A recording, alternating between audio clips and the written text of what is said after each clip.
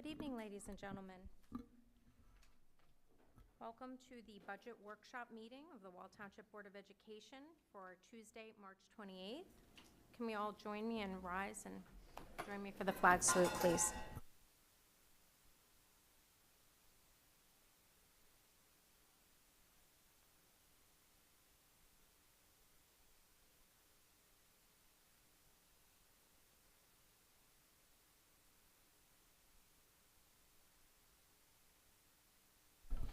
Thank you.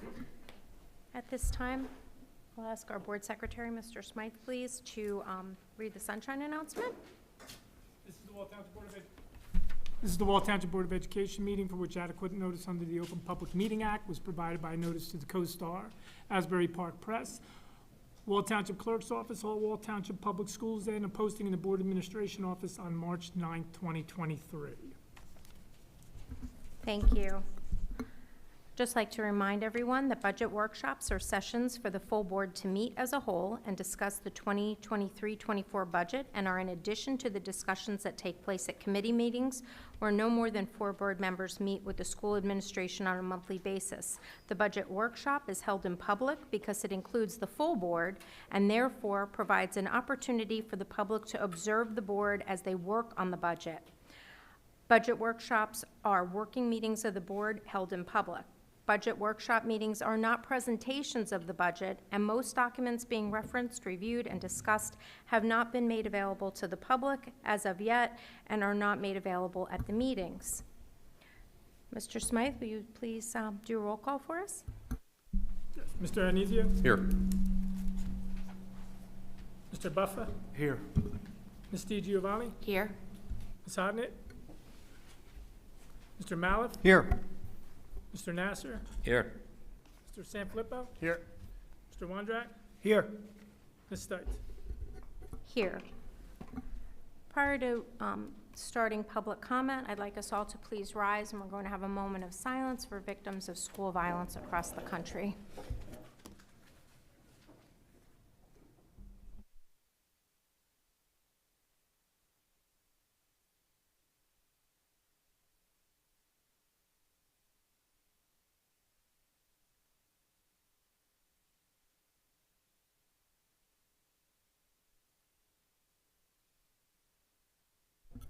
Please be seated.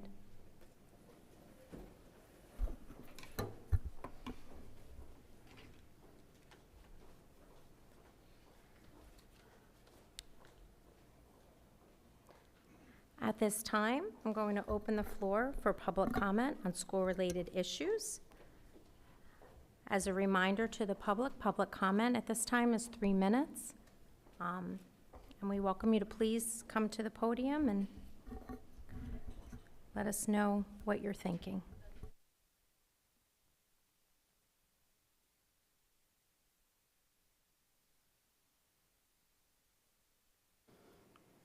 Mic on. Betsy Cross, I live in Wall Township. I did want to say I walked in at 5:42 and Mr. Smythe was handing out what everyone has in front of them today, those color brochures. So I think it's kind of disappointing that the board didn't have it before 5:43 when he was handing it out. It's typical of Brian Smythe. That's what he normally does. He waits to the last possible second, so you don't have any time to look at it, and you get it right when you get here. He's been doing that for 10 years that I've been here. So just want to point that out so it's on the record. And I did videotape it as he was handing it out. 3 minutes really isn't enough to talk. I did give my comment to Asbury Park Press today. I can't even get through all the Oprahs that Brian hasn't gotten back to me yet in 3 minutes. It would take too long. And your budget presentation, other schools do it. Go on Chatham. They give the documents to the people. So it's your choice to hide the information. It's not what you have to do. So let's just make that clear from your statement. I did want to go over a couple of comments that I had seen that Ralph Adonisio had posted online. And I would just like Mr. Adonisio, I mean, he didn't post them online, he posted them on Facebook.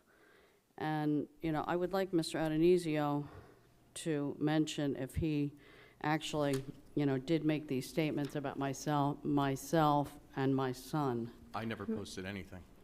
I didn't say. Mrs. Cross, You I'm going didn't to ask that you post. please address your comments to me. Right. Thank you. Somebody else posted them. Yep, people are effed up and Betsy is a dirtbag. Did you text that to somebody, Mr. Adonisio? Mrs. Cross, please direct your Ms. comments to Knights, me. can you ask him if he sent that to somebody about me as a member of the public? I think if somebody was saying it about you, you would like that to be known. Also, if they were talking about your child, can you ask Mr. Adonisio if he was talking about my child? Yes, can you answer? Mrs. Cross, Can you ask him? Please continue with your, Can you please ask him continue to with say your that? comments. These have been posted all over Facebook, 7,500 people. They've been given to a number of state agencies. So we need to get to the bottom of it. It seems that Dr. Handerhan didn't even realize my son's picture was going to be used in a lawsuit. She's the superintendent of schools. So we need to know who on the board actually gave his picture to the attorney to not redact it, because we were going over a lawsuit where everything was redacted except my son's picture. So, Dr. Handerhan and Ms. Seitz, I'd like you to find out who gave my son's picture to the attorney to use in an Oprah lawsuit that it had no business being in without the superintendent knowing. And I'd like you, Ms. Seitz, as the board president, to get back to me, or Dr. Handerhan to get back to me. That is really a simple request that I've been waiting on since September of 2021. So you're the board president, you're the superintendent of schools, Mr. Handerhan. We need you to get back to me. And I'd like it in writing. The board has been a complete embarrassment between Ralph Adonisio and Adam Nasser. And Adam's paging through his presentation Thank you, because Mrs. obviously he Cross. hasn't even seen it yet. Thank you. Thank you, Mrs. Cross. Hello, Darren Moore, Wall resident.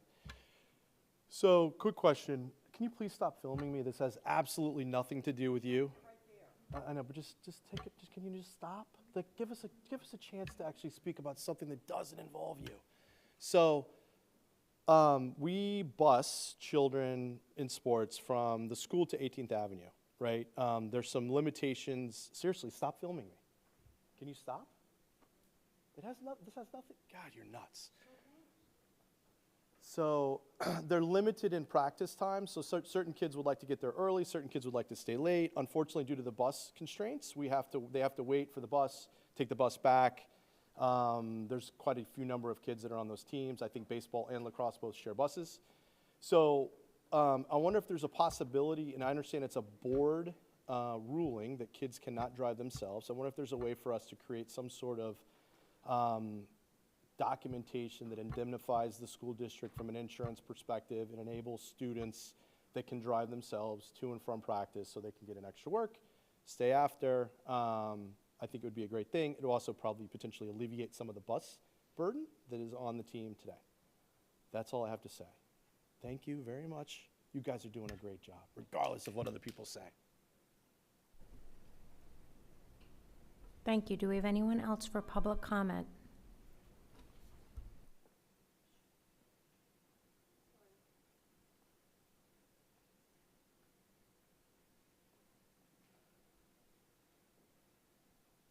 Hi, Mary Connors, Wall Township.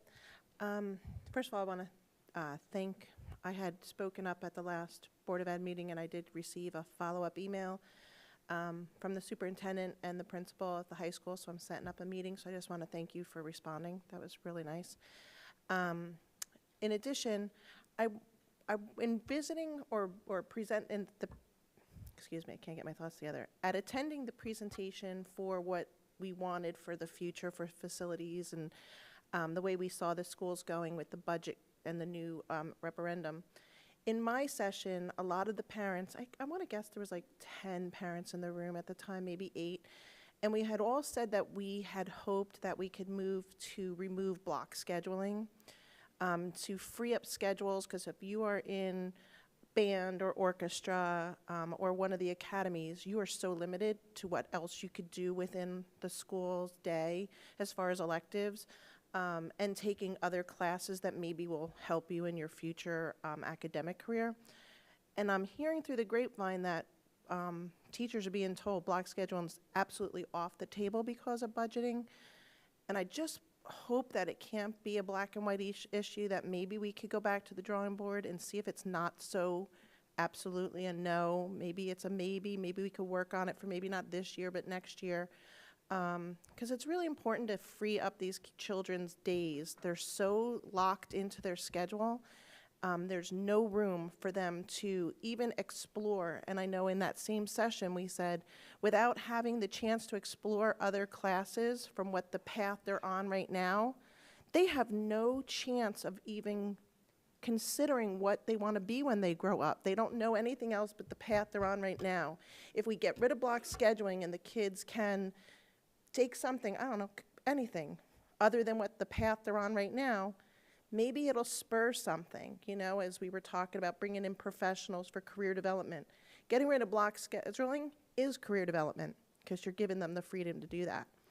In addition, somebody came up to me, which I didn't even know, and said that we are now up to 4 PE teachers out on paid leave, plus Rose at the high school. If it's a budget thing that we can't get rid of block scheduling, maybe we could start replacing these people in the rubber stamp room and get people that are here that can work on the curriculum and redoing the scheduling for kids for next year. That might free up the money we need. Thank you. Thank you. Do we have anyone else for public comment? Seeing none? Oh, yes. Okay. I'm Rob, I live in Wall Township.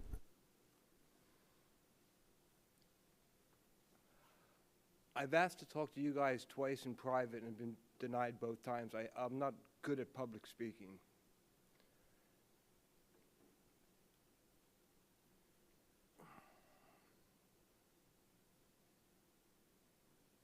Ralph is going around town saying things that are just not true. I had a meeting with the superintendent and she was going to try and help me out, but Ralph refused to step down.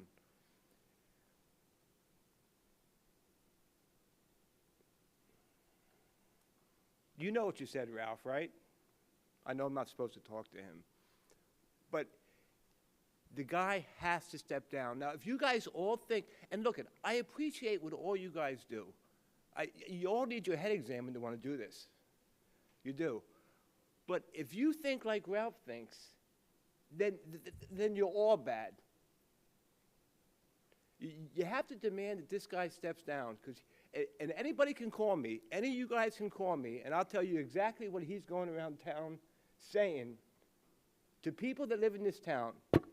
He's not supposed to talk about stuff, and he's going around town, and you're talking about it, Ralph. You're a fucking asshole.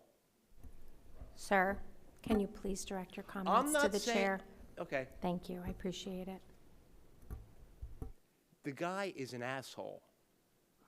Sir, we also have children who listen Look, to our, look, please. I'm just not saying understood. anything that has not been said on the lacrosse field, the football field. I'm saying it at this meeting. Please, I'm just going to ask you just for profanity's sake, please. Well, no, I'm not saying anything that's not saying in the hallway, the football field, the lacrosse team, the baseball team. Look, the guy's got to step down, and you guys should all demand it. Boy, you know, and I didn't want to get up here and talk. I wanted to talk to you all in private, but nobody would talk to me in private. But anybody on this can call my house, and I would talk to you on the phone and discuss what Ralph is saying around town, because it's not right. Thanks. Thank you.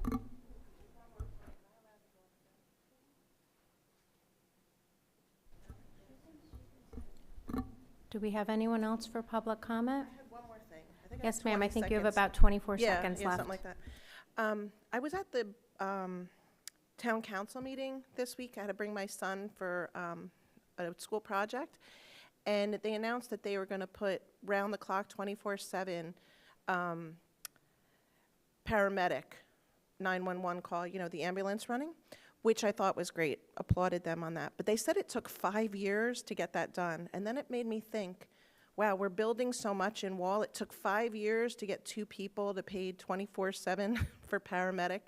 Are we planning for new schools, maybe put a second floor on the high school, put a new grammar school in? If it took 5 years in this town to get paramedics to go 24/7, are we planning on the fact that we have hundreds of more children moving into the school district? That was my only point, because I don't want to wait 5 years with kids busting out the front doors. Thank you. Do we have anyone else for public comment? Seeing none, we're going to close the floor for public comment.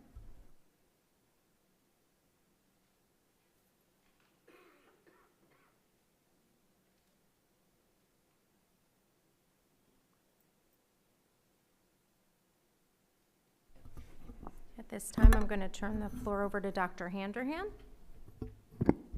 Thank you, Ms. Stites, and thank you to all that are in attendance tonight, and for those of you that are viewing at home. Welcome to our second budget workshop, and as Ms. Stites indicated in her opening comments, this is an opportunity for the board to work together as the budget for the 23-24 school year is refined.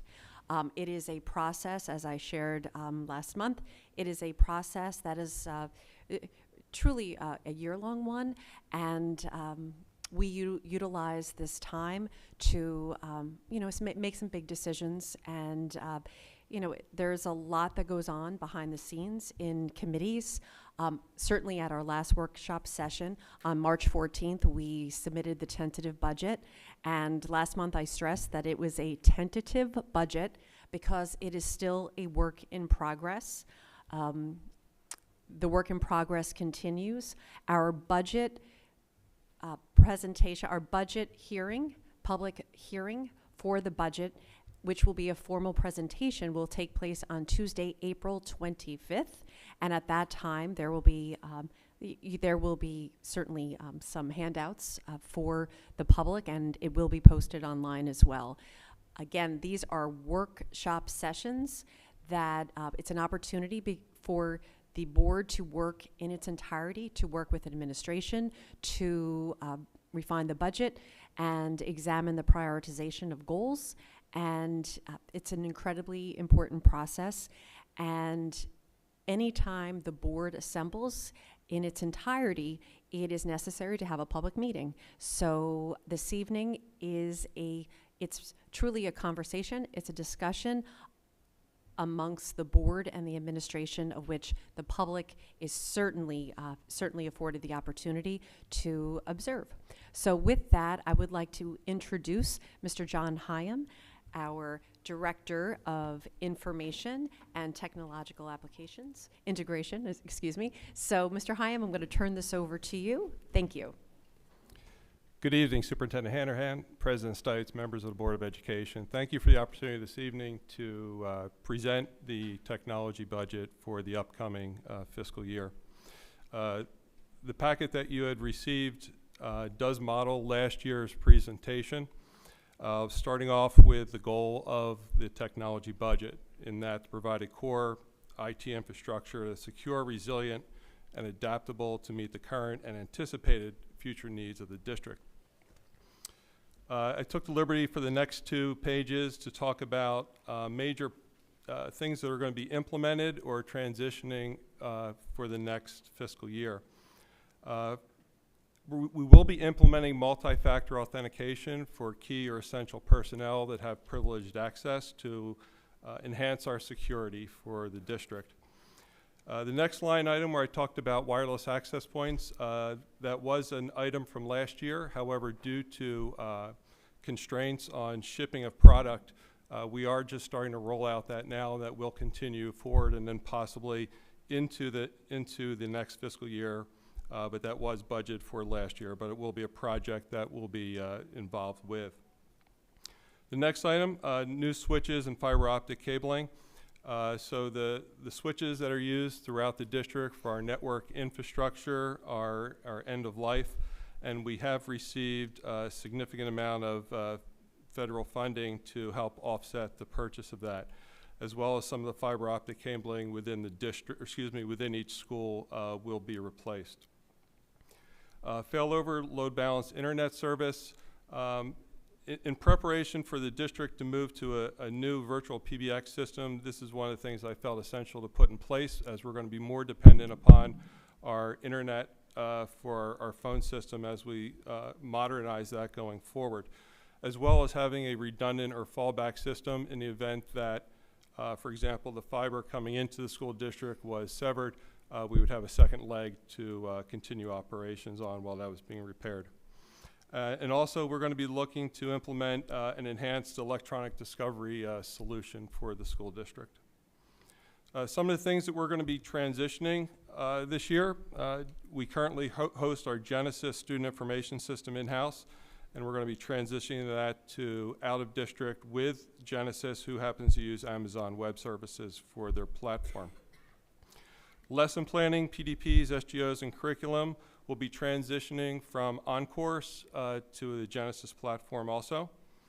We also are looking for the human resources and payroll modules to transition from Systems 3000 to Genesis.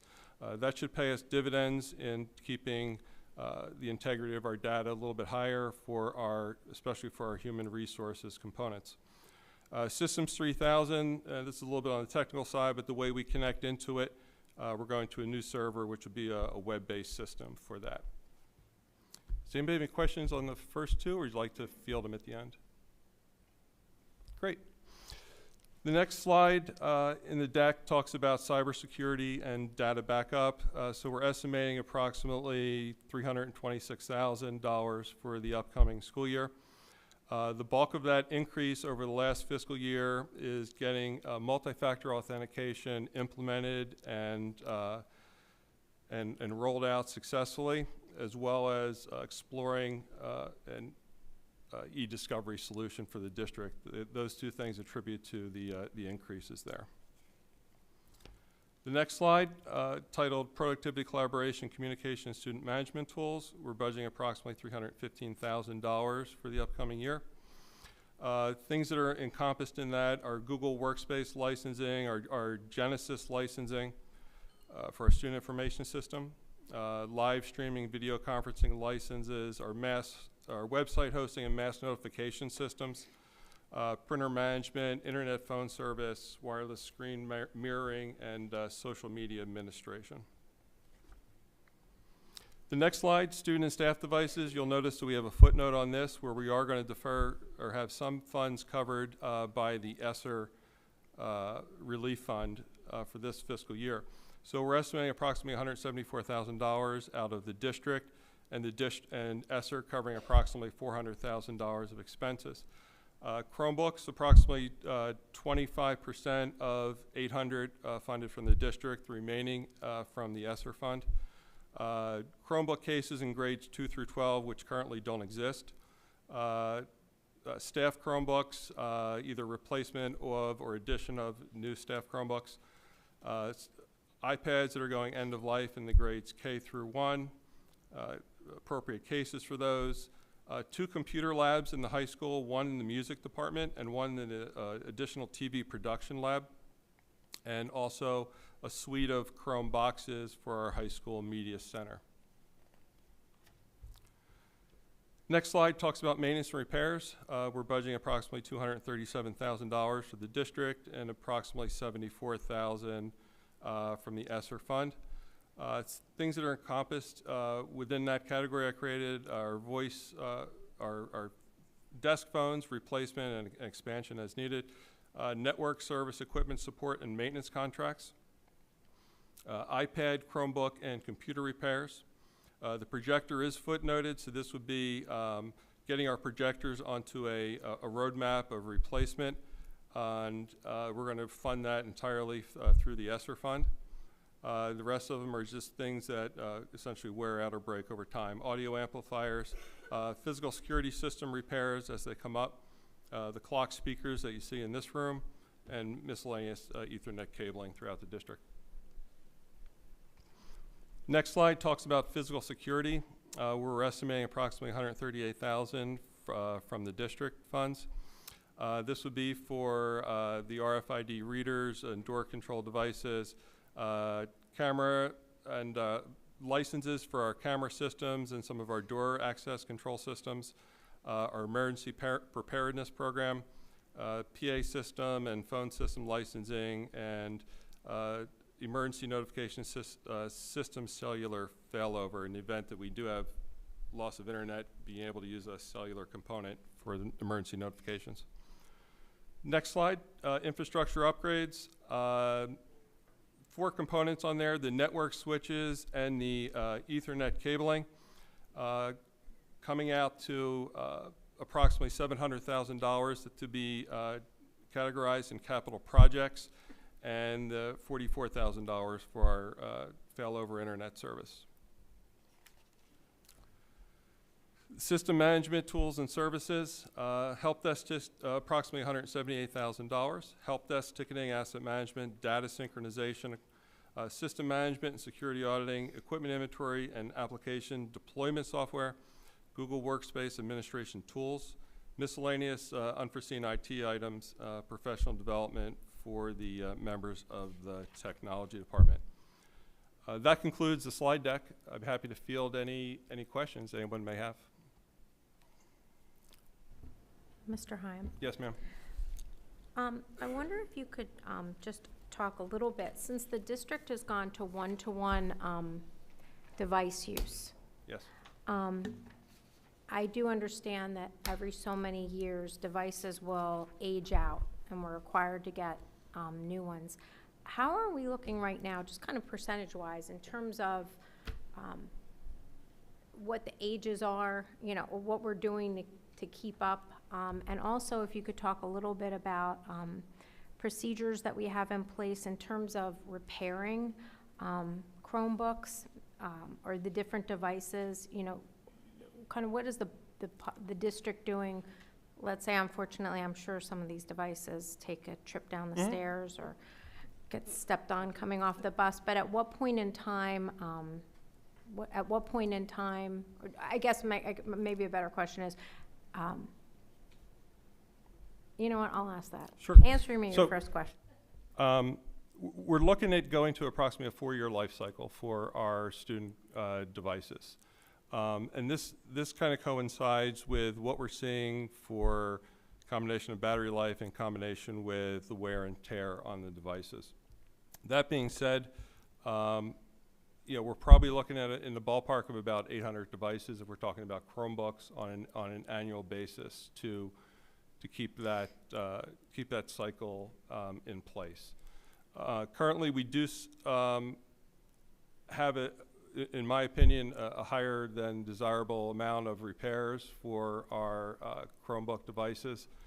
Excuse me. So we are going to be exploring some options with buying all-inclusive insurance on the devices and see where that crosses over, if where we can send the devices back for unlimited times for repairs versus what we're paying right now out of pocket, you know, on a as devices break or fail going forward. Thank you. That answers my question that I was unable to articulate. Do we have anyone else on the board with questions? Mrs. Hodnett? On the same slide, oh, Yep. sorry, Chris, do you want to? On the same slide, so where you have Chromebooks, iPads, Chromeboxes, and computers, they all have the asterisk, which I'm assuming means the ESSER grant will support some of the funding, and that's because they're directly connected to students? Yes. Okay. That is correct. And that would be the 25-75 breakdown on the Chromebooks, 100% on the iPads, and 100% on the last two items. Okay, so then my question for the iPads is, is that currently a one-to-one situation? Are we looking to move one-to-one? We currently do have them, and it's a matter of devices that are coming end of life and keeping them refreshed. Okay, and then are children taking iPads home?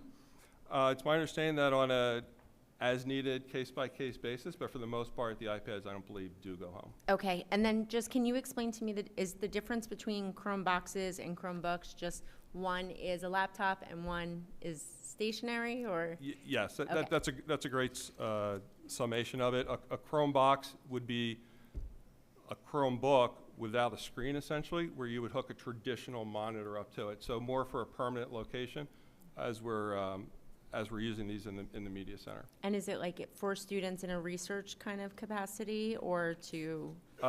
Yeah, so these are going to be, we currently do use them in the high school media center, so it's a refresh of those devices also. Students who, excuse me, don't have their Chromebooks or are more comfortable working on a traditional keyboard and monitor set up during their time in the library would have that option. Okay, thank you. Mr. Sanfilippo. I think I've asked this question a couple different times, and I think I've gotten a couple different answers, Okay. but I figured I'd ask it again. So we keep buying Chromebooks, and it seems like with technology, we're going to be buying Chromebooks and whatever else they're called in the future, like forever at this point in time. I guess my question is in terms of, we have a lot of kids that probably have their own computers, whether they use Macs or different things like that that they have at their home, and they use that on a daily basis.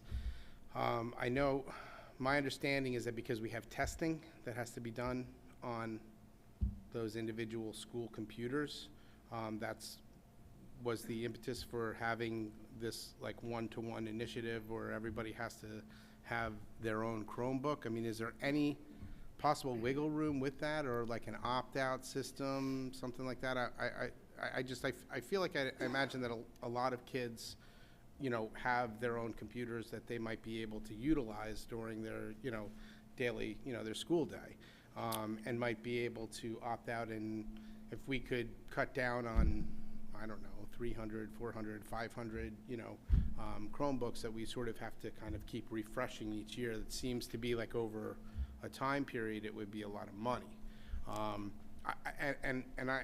So maybe you could speak to that a little bit? Yes, sir. I think you're on point there. We do have the requirement for the students to use our Chromebooks in a lockdown testing session, such as our state standardized testing. So we do have to have enough devices to support the students when we are administering those state standardized assessments. We currently do allow students to bring in their own devices to use in the school. We actually observe very few students that actually do choose to do that for whatever reason, and use the devices that we provide. Mr. Maliff. Thank you, Mr. President. Mr. Hyam, just regarding the two slides that you have there on physical security and infrastructure upgrades, are those things being brought up to speed? Once they're brought up to where you need them to be with the money that's being spent this year, is this going to be an ongoing expense? I mean, I know other things will come up in those categories, but once we get to where you want to be in those categories, will those expenses be less next year, or could we anticipate them being the same or more? Sure. So for the second to last slide, physical security, sir, most of those items on there, and I'm just looking over the detail list right now, they are going to be an annual reoccurring cost on that slide. The infrastructure upgrades, I would expect, you know, for us to be at least 7 years from now before we're talking about, you know, spending the significant dollars that we were talking about for that networking component that we were doing the upgrades for. And unfortunately, it's not very conducive to layer that or bring that in slowly. It kind of lends itself to kind of an all-in-one transition for that hardware to be switched out. Do we have any other board members with questions? No? Thank you, Mr. Hyam. Thank you for your Much time. appreciated. Thank you, Mr. Hyam. The next phase is some discussion from our personnel office, from the Director of Human Resources, Mr. Michael Scarano.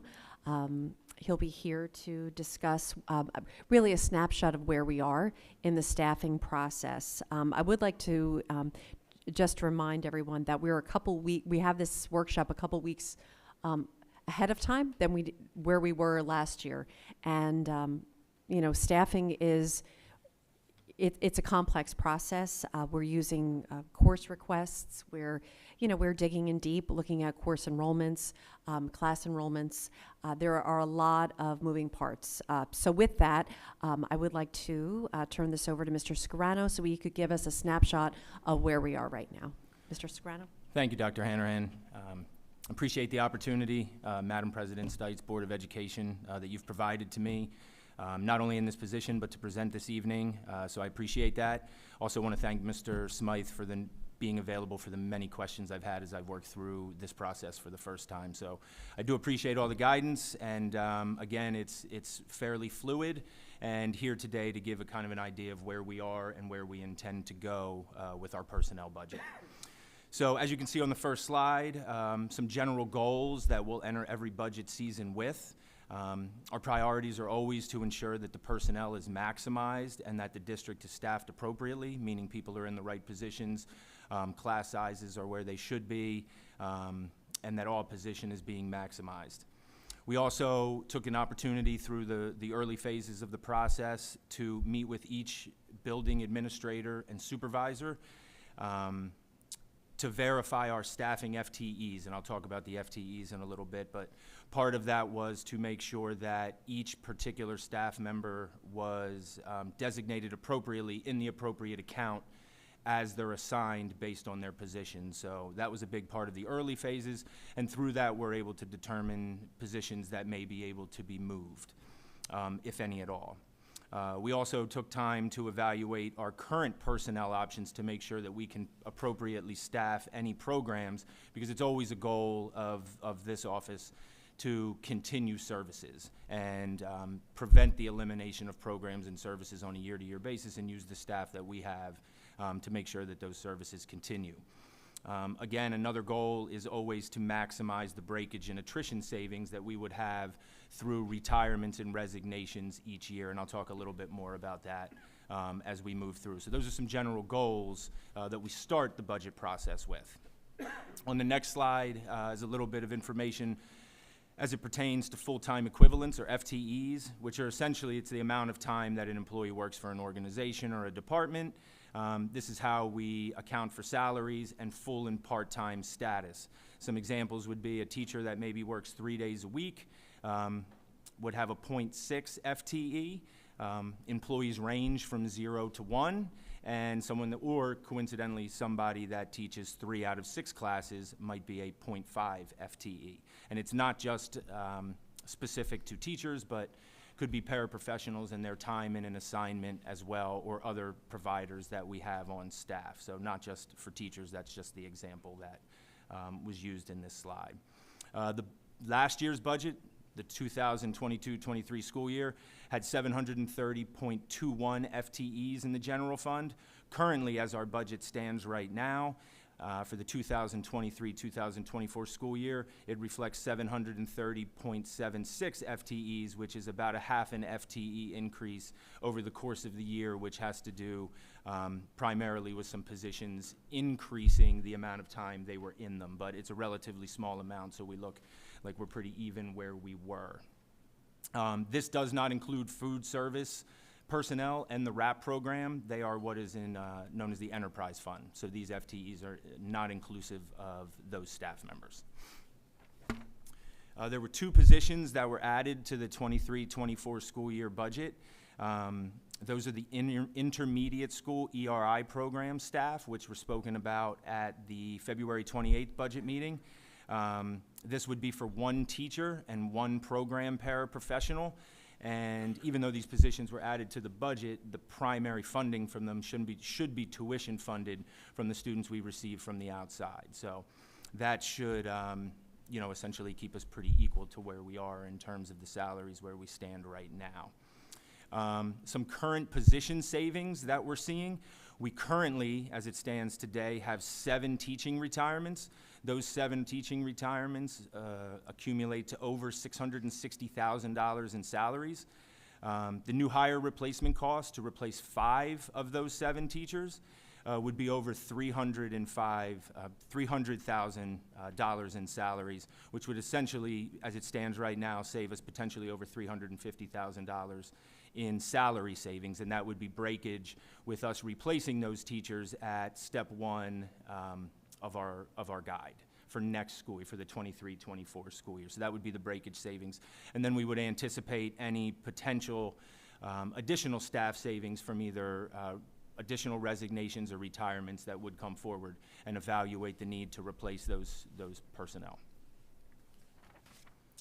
Some next steps as we move through the process, now that we've gotten to this point, is to continue to look back and evaluate where we are with class sizes and program enrollment numbers across the district, to see if there's any other areas that we could potentially focus on. Part of this would be reviewing staff certifications for position flexibility. So some staff members who may be certified to teach other positions or other content areas, and look to where we could use those staff members to fill what we currently already maybe have vacant. Also identify any potential areas that we might be able to consolidate due to inefficiency or not fully staffed positions. We always are reevaluating the need for current positions, and we would like to utilize staff transfers as a means to preserve them in order to keep the staff that we currently have.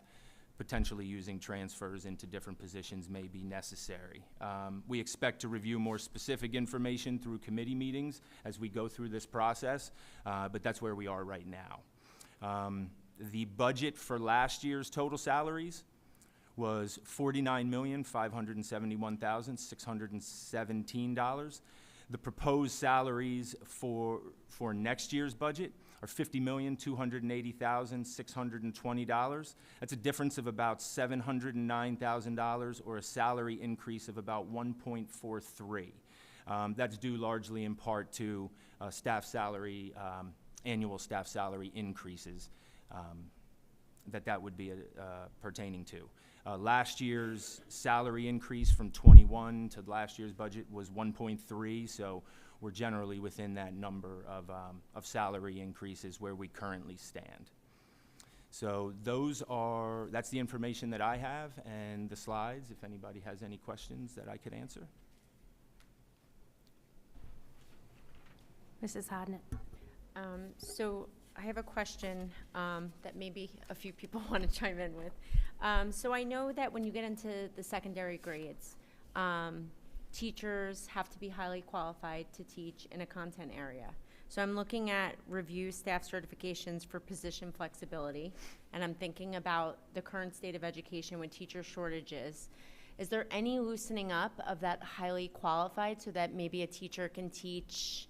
I'm thinking of like a special educator. If a special educator could be in 2 different content areas, or maybe somebody who's highly qualified in math teaching in an, I mean, is there any option for that? Because I know secondary kind of gets like, In you some get boxed content in. areas, there's a little more flexibility for us to be able to identify and train staff to potentially teach those positions.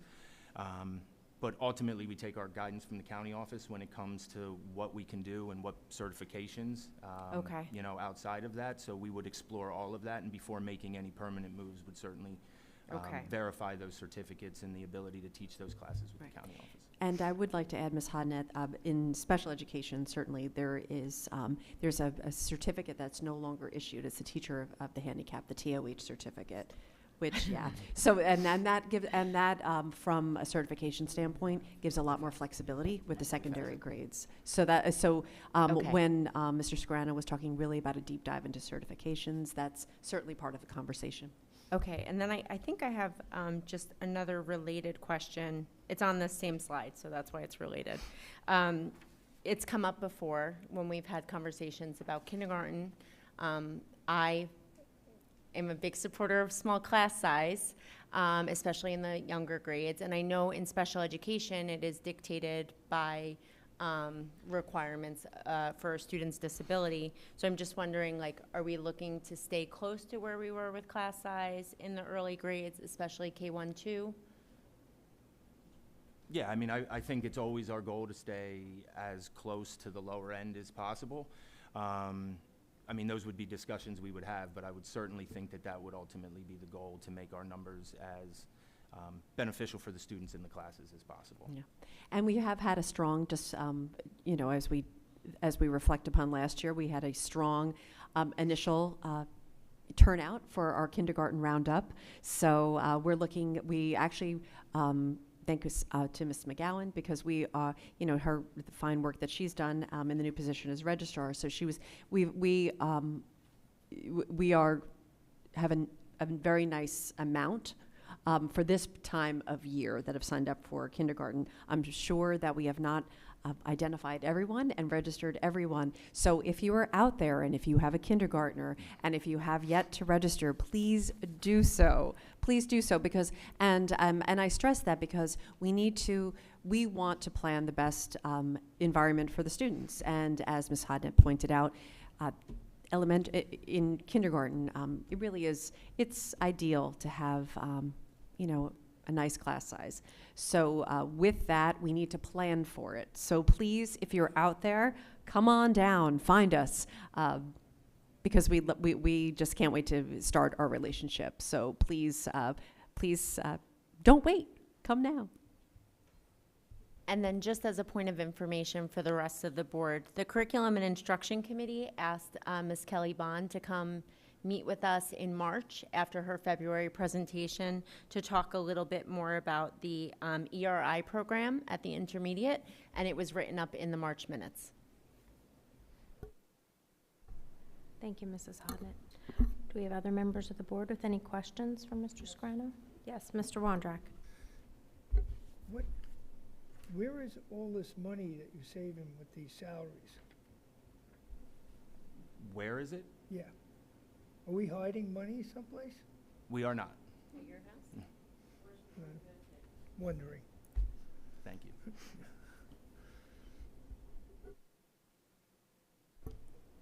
Thank you, Mr. Wondrak. Anyone else on the board with a question for Mr. Scriano?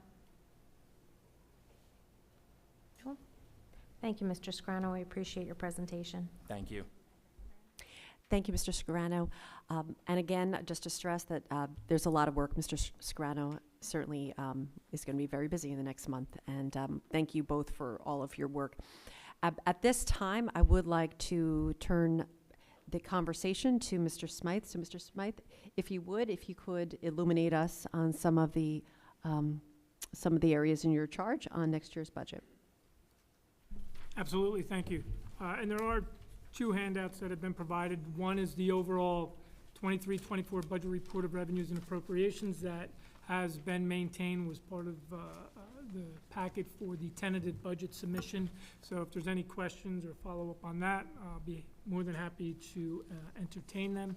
I know this is more subject-based workshop with regard to the areas of building maintenance, custodial, student transportation, and personnel benefits, as well as capital projects. So with regard to the handout, the first category is building maintenance. We have the area of required maintenance. It's the accounts that are in the account coding 11-30261. All districts are required to maintain these accounts. And it's to demonstrate to the Department of Education that we are investing in our facilities. We are required to invest in our facilities for when we make application to the Department of Education in the form of a referendum and look to receive state aid for facility improvements. We need to have demonstrated over the prior 10 years that we've at least invested 2% into the replacement value of each of the buildings. So that we are eligible for that state aid, which transpired, as part of our referendum, which we did qualify for because we have demonstrated that we've invested over time. With regard to this grouping of accounts, there is a correlating reserve account specific for the maintenance of school facilities. It's been commented on that we are able to maintain certain reserve accounts on an ongoing basis. We have a maintenance reserve, capital reserve, and an emergency reserve. The maintenance reserve is funds that we are able to set aside on an annual basis, which we do in June, and then we're able to utilize them to offset cost increase or to just balance the budget in these specific accounts. So the total of our required maintenance accounts, as Included here is $702,500. It's an increase over the prior year original budget of $9,000. That's an increase of 1.3%. The overall budget is $702,000. We are funding this from a maintenance reserve withdrawal of $700,000. So this is an example of when we're utilizing the maintenance reserve funds as a revenue source in this in a budget, and that's what's being done in this budget. And we are heavily reliant on our reserve accounts for this budget. Again, it's routine and preventative maintenance. It's also for unplanned and emergency maintenance. Additional specific projects that are included in the 23-24 budget, which was also included in the current school year budget, is the replacement of flooring in all the schools, whether there's a trend to go from carpeted spaces to vinyl tile. And we have been pursuing that. That's part of our maintenance plan at both the request of the staff, the administration, and it's just, and our custodial staff. So we're moving in that direction. Any questions on required maintenance? And I emphasize the, the point about that we're funding, all of the appropriations from a withdrawal from our maintenance reserve, because when we look at the overall budget and we look to make reductions in our appropriations as it relates to the tax levy, other funding sources, this is an area that we're not able to reduce and have an impact on those those revenue sources such as the tax levy, because this is solely being funded from our maintenance reserve account.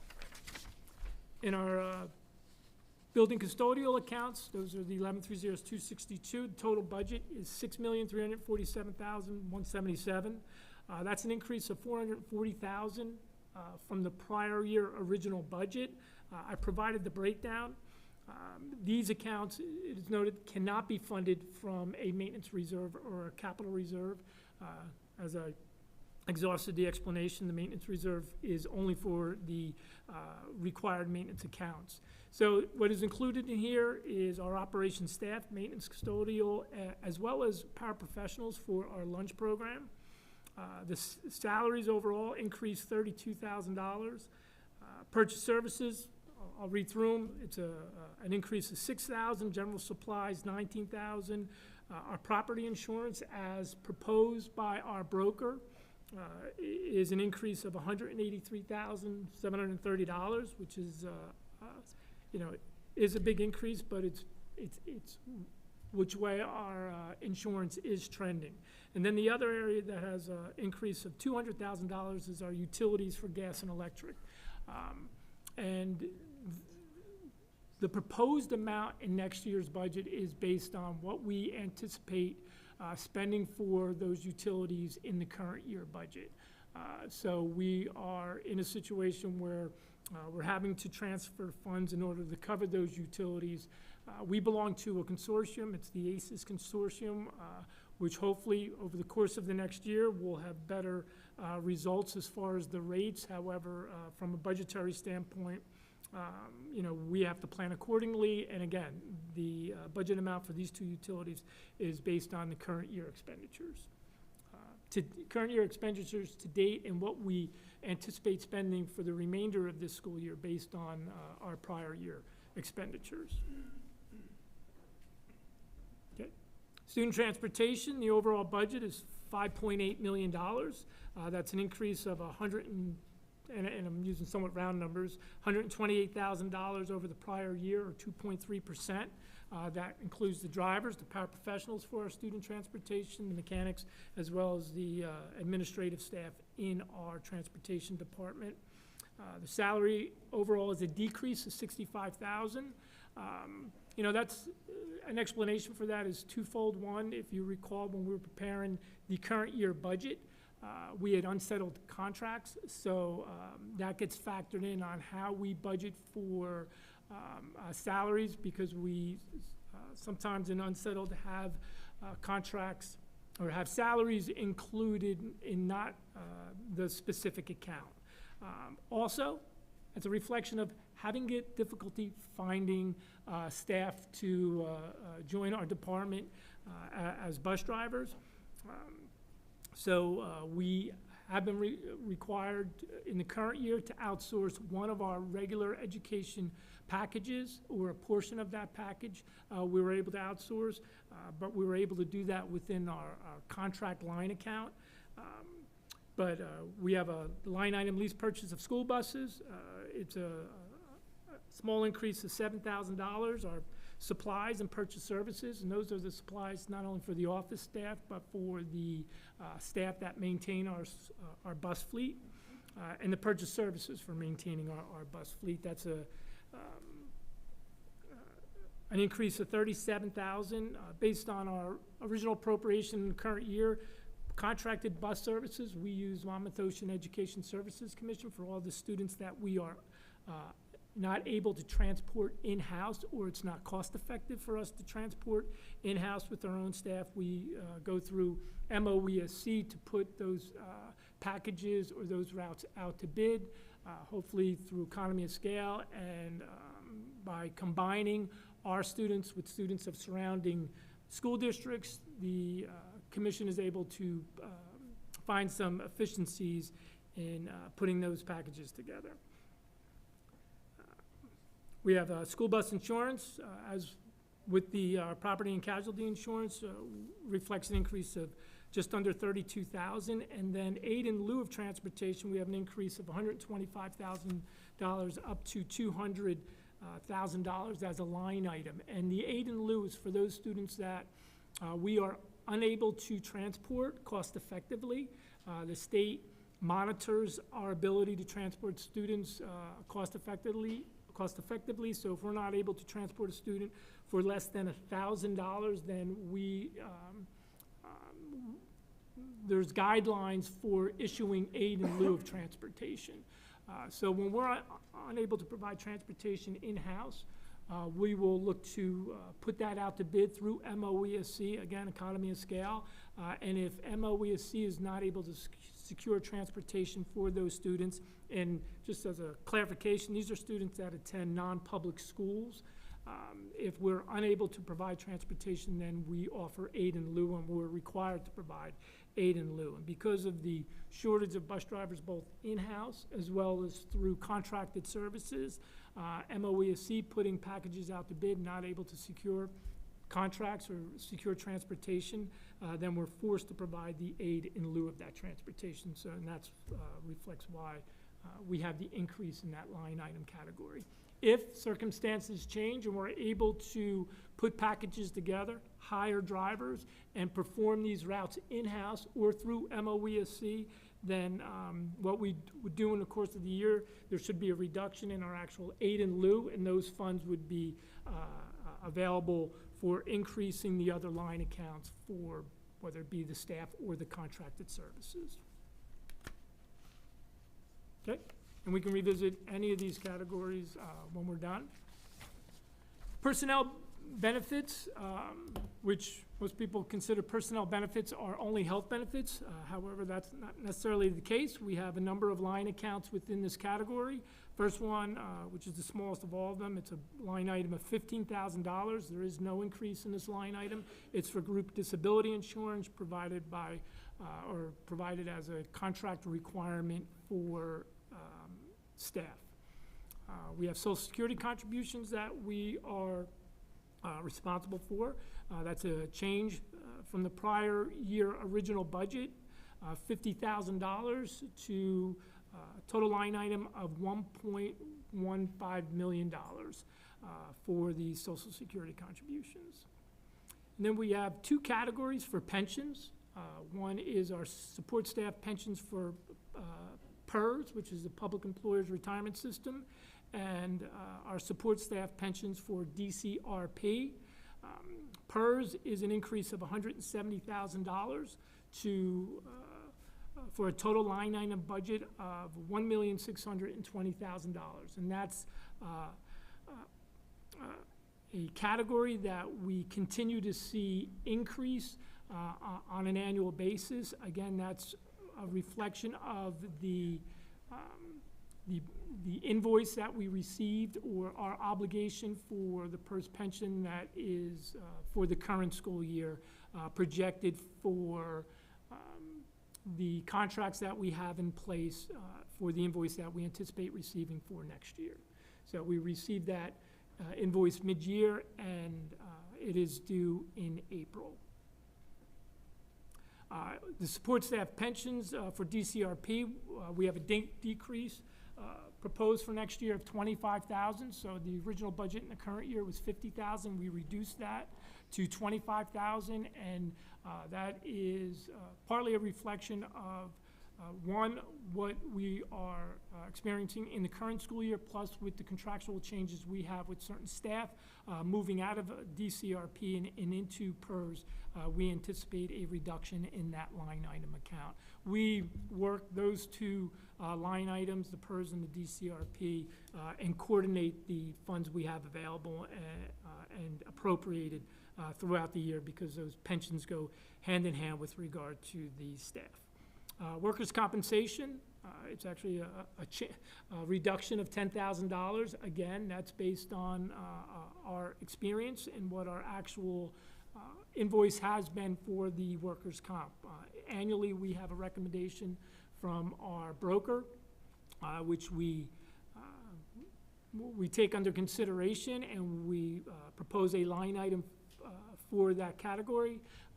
However, we also look at how our budget has trended with our actual expenditures against that line, and for 23-24, it warrants a reduction. Health benefits is the large one. It's an increase of just under $1.9 million. It's $1,886,000. The line item is $13,350,957. That is a significant increase from what was originally budgeted in the current school year. However, that is based on what we've have expended to date and what we anticipate potentially expending throughout the remainder of this year, for the last few months. We have an additional slide that goes into more specifics on that. So I'll finish with tuition reimbursement, an increase of $4,000 to $16,000, and that's based on staff that have submitted for tuition reimbursement for approval and anticipated to have those courses completed next year and receive reimbursement. The health benefits surrender and also employee uniforms are a separate line account. The increase or the change of $363,000 comes with an explanation. Good thing. This board president looks at me with raised eyebrows. So last year, and the two of the line items within this account are for the surrendering of health benefits, and we waffle back and forth, whether this belongs under health benefits line item or as other compensation or other employee benefits line item. So typically we've maintained them as a separate line item. Last year it was included in the health benefits line item. But in proposing for the 23-24 school year, in discussions we've had with the State Department of Education, this is being broken out again into its own line item along with the employee benefits of uniforms. So it's not an increase of $363,000. It's a distribution or reappropriation from one line to another. And those surrender benefits are based on the employees that we currently have that surrender their benefits and receive a waiver amount in accordance with their contract. And then last is the unused sick day payout for employees that are retiring, that Mr. Scrano referenced the number of retirees. As long as they provide notice by the date within their contract, we have an obligation to reimburse for sick days that are being forfeited, and that's an increase of $50,000 to a line item amount of $100,000. So the next slide is the health benefits account. It provides somewhat of a 5-year history and also what we anticipate for the current school year. And again, as some background, we are self-insured for the medical and prescription portion of the benefit. The dental program is a fully insured program through Delta Dental. So as most insurances, you basically have 3 options as a school district. You can either be fully insured, where you would contract directly with an Aetna, a Horizon Blue Cross Blue Shield, or you can go into the state health benefits, or you could be self-insured or group self-insured, and I'll categorize them together. And we are self-insured, so rather than paying the premium of single member spouse, parent, child, or family as dictated by the state or a fully insured provider, and pay those premiums regardless if the benefits are being accessed by the employees and or the participants or not. You pay those. We just pay those premiums from a budgetary standpoint, and from a business administrator standpoint, it would be pretty clean and easy to do that, because you just add up the employees you have multiplied by the premium that's being charged by the state or a provider for those employees, and that's your appropriation and your expense throughout the year. We've been self-insured since 2011. We were fully insured up to about 2008. We went into the state plan for 3 years, and then in January of 2011, we moved to be self-insured. We've demonstrated over the years the benefits of being self-insured year after year as compared to being in the state health benefits plan. State health benefits cut their rates, I want to say 2 years ago, significantly, where it was becoming advantageous again to move back into the state plan, where we were about break even with regard to what we would anticipate those costs to be. But then the state turned around and had significant increases again in their premiums.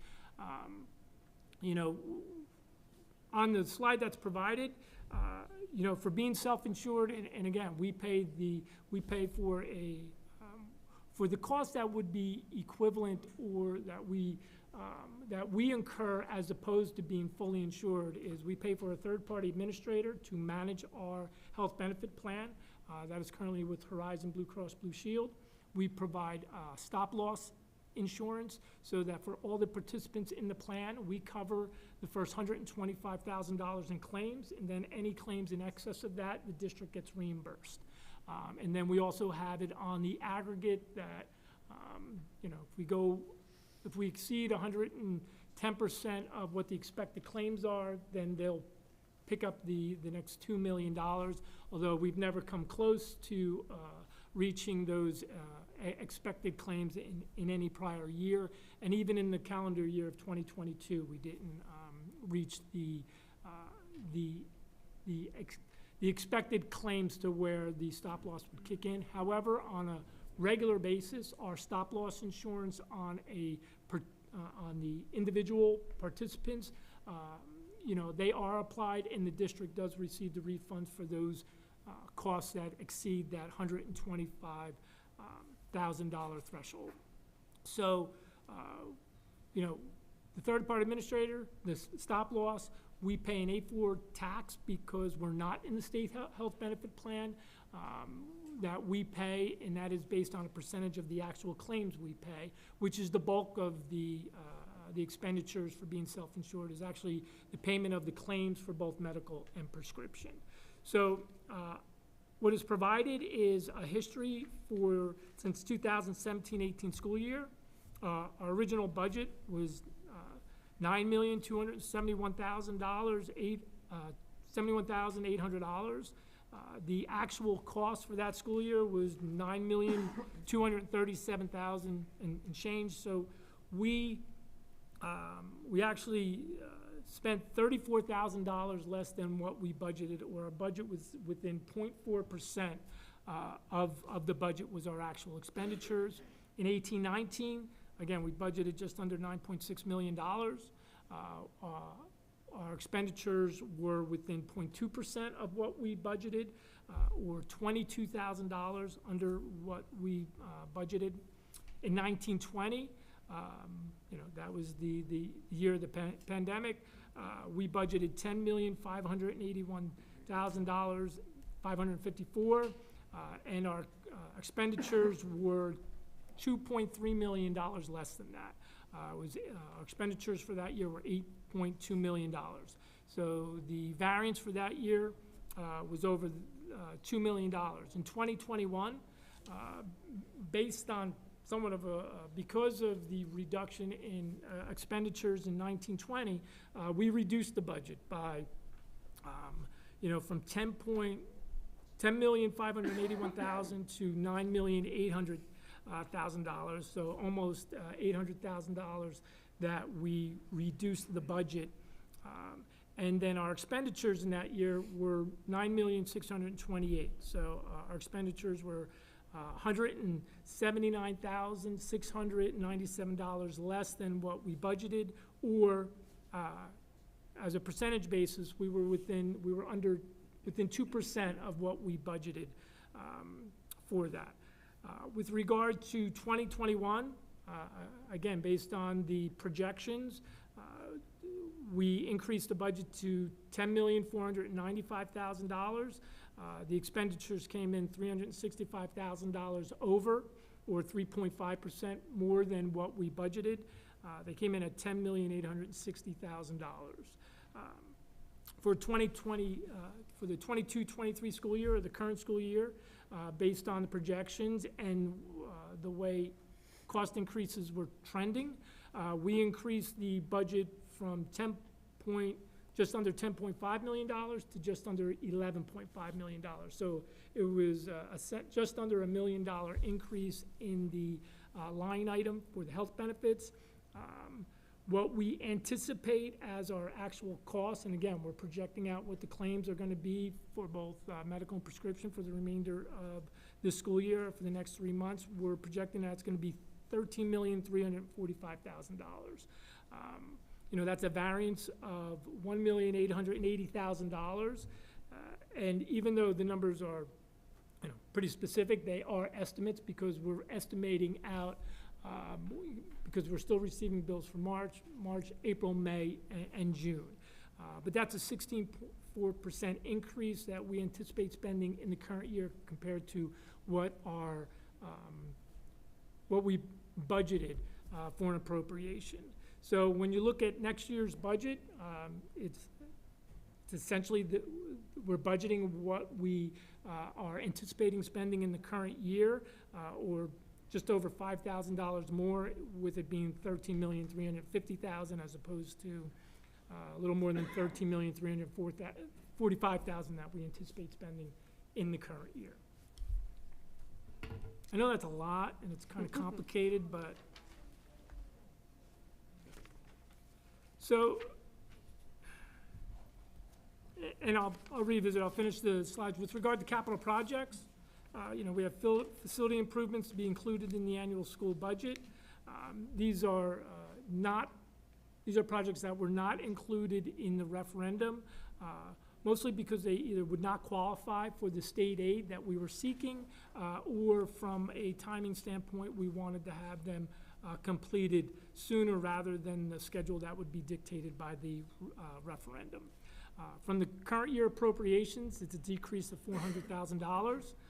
And again, as mentioned earlier, this is fully funded from the capital reserve. So we have a withdrawal or a funding source of $1.7 million to cover the capital projects appropriation of $1.7 million. As Mr. Heim indicated, with regard to the MDF-IDF switch upgrade project, we have $700,000 included in this line account for that project. The other three projects, one is team room renovations at Wall High School, which is essentially not complete renovations, but modifications to the coach's room. That's budgeted at $150,000. And then we have 2 asphalt site work projects, which again were not viewed to be eligible for state aid as part of the referendum, but we're looking to do asphalt paving and site work at this school, the Wall Intermediate School, budgeted at $500,000, and asphalt paving and site work at Allenwood Elementary School at $350,000. There is work that is proposed and included in the referendum at Allenwood School, which was additional parking. That is separate and distinct from this project and these funds, although in the planning for the project, we'll look to put them out to bid. However, the scope of work will be separate and distinct so that we can justify or accurately reflect the funds that are being used from the annual school budget as opposed to those being used from the referendum. We were initially planning on doing Allenwood School through a shared service with Monmouth County Public Works.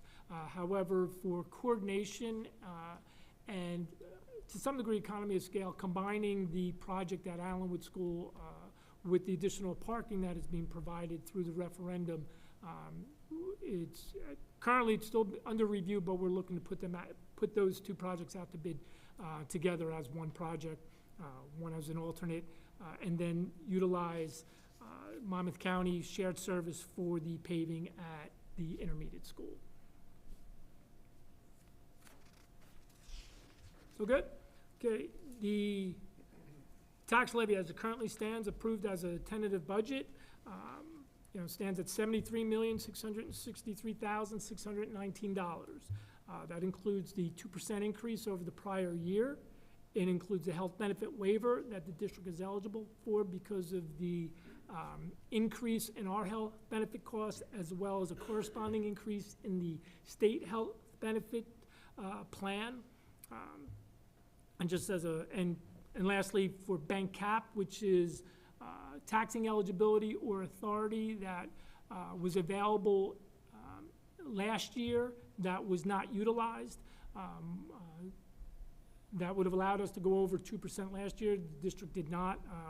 The tax levy increase was at the 2% last year for the current year budget. Districts are able to use that authority in any of the subsequent two budgets.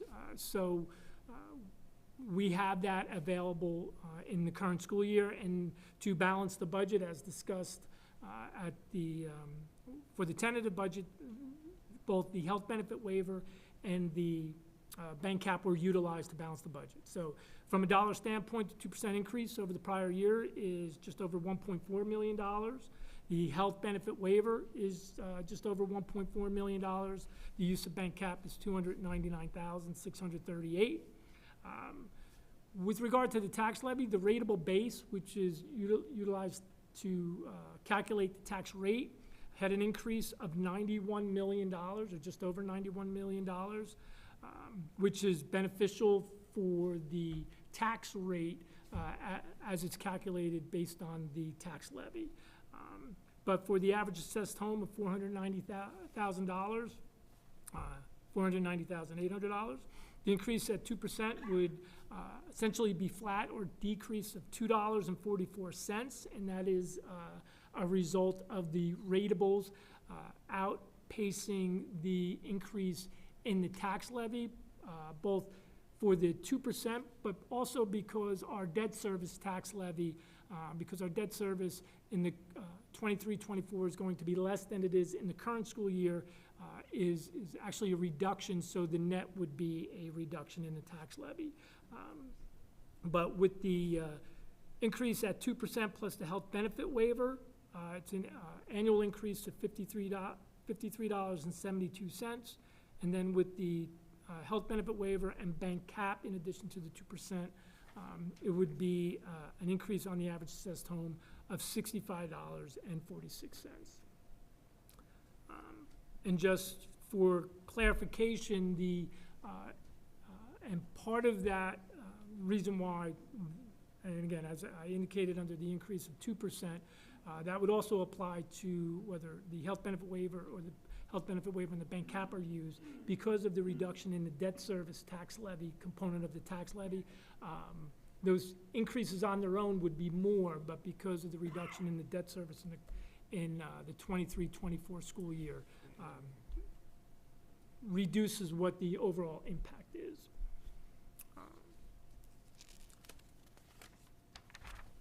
Any questions on? Yeah, my first question is the workers' comp self-funded? No. Okay, so what is it up to? Like, do we have a certain amount that we have to pay, and then, or is this for the insurance rate? Where's the money So- that you're budgeting for that? So we belong to the Diploma Joint Insurance Fund, Mhm. which funds our workers' comp, so that's the dollar amount that we budget is $600,000. Any payments that are applicable to workman's comp are paid by the JIF, Diploma Joint Insurance Fund, not by the district. We just pay the premium to the JIF. I have to say, I scare the broker on a regular basis to entertain being self-insured for workers' comp because, you know, our history in the area of workers' comp has been very, very good. You know, it's part of being under insurance, right? You know, some areas we don't do so great in, other areas we do. Workers' comp is an area that we do very well in. We meet on a regular basis with representatives from the JIF and our broker. We review the status of our workers' comp to the point where I want to say, hey, I want to be in self-insured, and let's realize the benefits of that. But the concern is in the event that we did have a situation where we would not be able to absorb it in the budget. So part of the benefits of you know, being part of a consortium or part of a joint insurance fund. So we have no intentions on going self-insured Just for wanted workers' to comp. check. I thought the 600 was a little low if you were. Yeah, no. And the 5372 and 6546 would be combined then, as for a total increase? No, so it No. would be one or the other. So Okay, if we gotcha. if we utilize the health benefit waiver, the increase on the average system would be $53. So, and if we use the health benefit waiver plus bank cap, it would be $65. So you can essentially say the value or the impact of the bank cap would be the difference between those two numbers. And we could still, before we propose the final budget, explore some other areas where we could maybe avoid this, right? Yes. Okay. We have till the public hearing on April 25th. I know we have a Finance Facilities Committee meeting, and there's been a commitment to do that, again, we approved the tentative budget, but between now and the 25th, we'll continue to review line items as additional information comes in, where we can update the line items and obviously the, you know, the total sum of the budget to see and offset it on the revenue side. I will point out, though, with regard to the hierarchy of utilizing these funds, we are not able to use the bank cap without fully using the health benefit waiver that's available. So in case, you know, somebody said, hey, can we not use the health benefit waiver but only use the bank cap? That's not permitted. You must use and exhaust the health benefit waiver prior to utilizing any of the available bank cap. If the health benefit waiver is not utilized, it will be available in the subsequent two budgets as in the form of bank cap. So essentially what happens because of the increase, and I'll go back to the health benefit, our increase is similar to, on the overall line item account, it's over 16%, but from the health benefit waiver, which applies only to medical and prescription, you're required to back out the dental portion of your appropriation, and they compare the cost increase from one year to the other without factoring in the dental, and our increase is about 15.1%, which is the same as what the increase in the state health benefits plan is as well. And what how the waiver is applied is the first 2% of your increase, the district is responsible for absorbing within the budget. But the increases above that 2%, up to what the increase is in the state health benefits plan, is what becomes the eligibility for the waiver. So if the health benefit plan was not increasing 15.1%, then we wouldn't be eligible for the waiver. So if the health benefit did not have an increase or had a 2% increase, then we would not have a waiver eligible to us because it gets maxed out at the state plan. So therefore, the eligibility is that 13.1%, which is the difference between the state health benefits plan increase of 15 minus the 2% that we have to absorb to coincide, which coincides with the tax levy, the allowable tax levy increase. That was very complicated, Mr. Smythe. You might want to say that in a simpler way for the rest of us. Let's see if I understand this. So in other words, if the state fund is going to be increased a certain amount, we can not be hurt by the fact that we're self-insured and be able to tap into this extra percentage in lockstep with where the state's going with theirs. Yes. So the state is some the exceptions. benchmark, and whether we're self-insured or fully insured, like through a provider, it's you're eligible for the taxing authority because the state health benefit plan has increased significantly. Okay, so we don't, in other words, we're not going to be detrimented by the fact that we're self-insured compared to what the state is seeing for the increase in their own benefits plan. Yeah, and if we were in the state health benefit plan, the same waiver would be available to us. And it would be available to us because the state health benefit plan is increasing 15%. So, I think I got it, thank you. Do we have other questions from the board? Mrs. Hodnett? I have a question related to the health benefit waiver, which I hope helps clarify. Is there a benefit to not using it and like having it carry, once you use it, it's gone? So even if there's a large increase next year, you're not offered it again? Am I understanding that correctly? so what would happen is it's a taxing authority. So we're able to, without considering the waiver, the tax levy is able to be increased 2%. So this is a waiver that allows us to exceed that 2% by that dollar amount.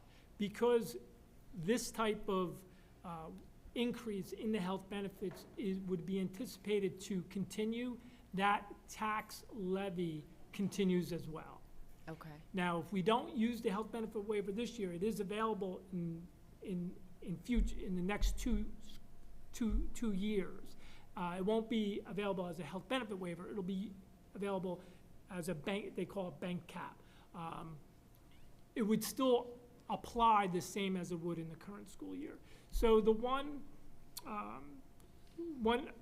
other area of revenue source that the district is working with right now, which goes hand in hand with the health benefit waiver, is we budget each year budgeted fund balance, so which is essentially what we anticipate being balances available, or balances remaining in the accounts at the end of the school year.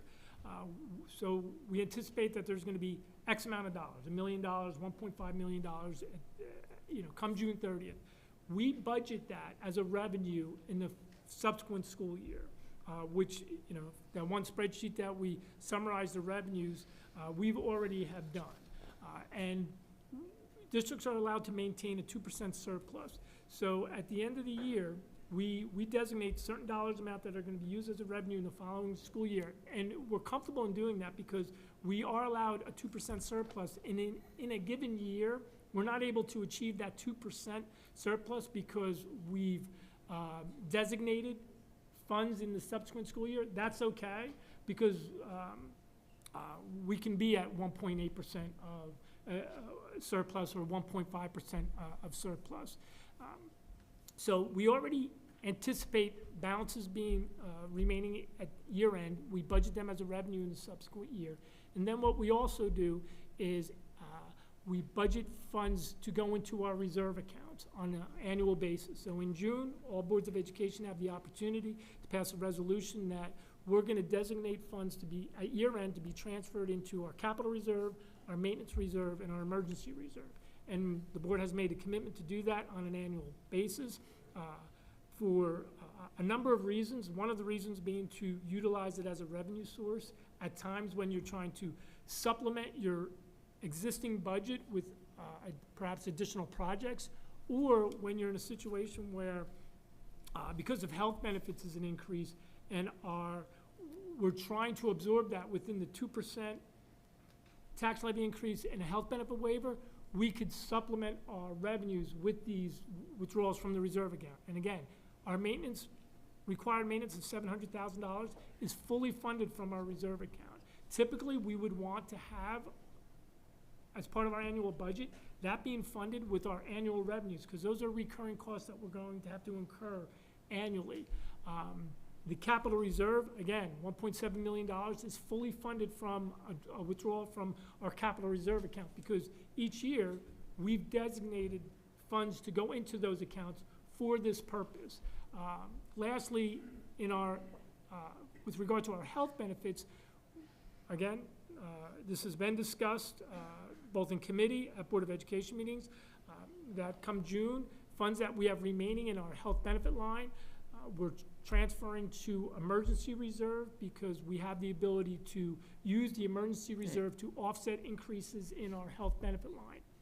That was always the case for a number of years. However, within the last couple of years, it has become more difficult to have the state approve withdrawals from our emergency reserve for the purposes of health benefits. I think they're trying to steer the use of those emergency reserves for security purposes, because you have two purposes you're allowed to use your emergency reserve for. One is security, building security, and the other is unanticipated increases in the health benefit line account. And I said unanticipated on purpose because that becomes a discussion with the state. So we're moving away from utilizing the emergency reserve as a reserve for our health benefits account, and we're using it for the for our building security projects. And this budget reflects that as well. And I apologize if I didn't mention it, our security budget is being funded, partially funded with a $100,000 withdrawal from our emergency reserve. So from a revenue standpoint, we have capital reserve, maintenance reserve, and our emergency reserve being utilized to fund this budget. But this is, sorry? And our anticipated surplus in the form of budgeted fund balance.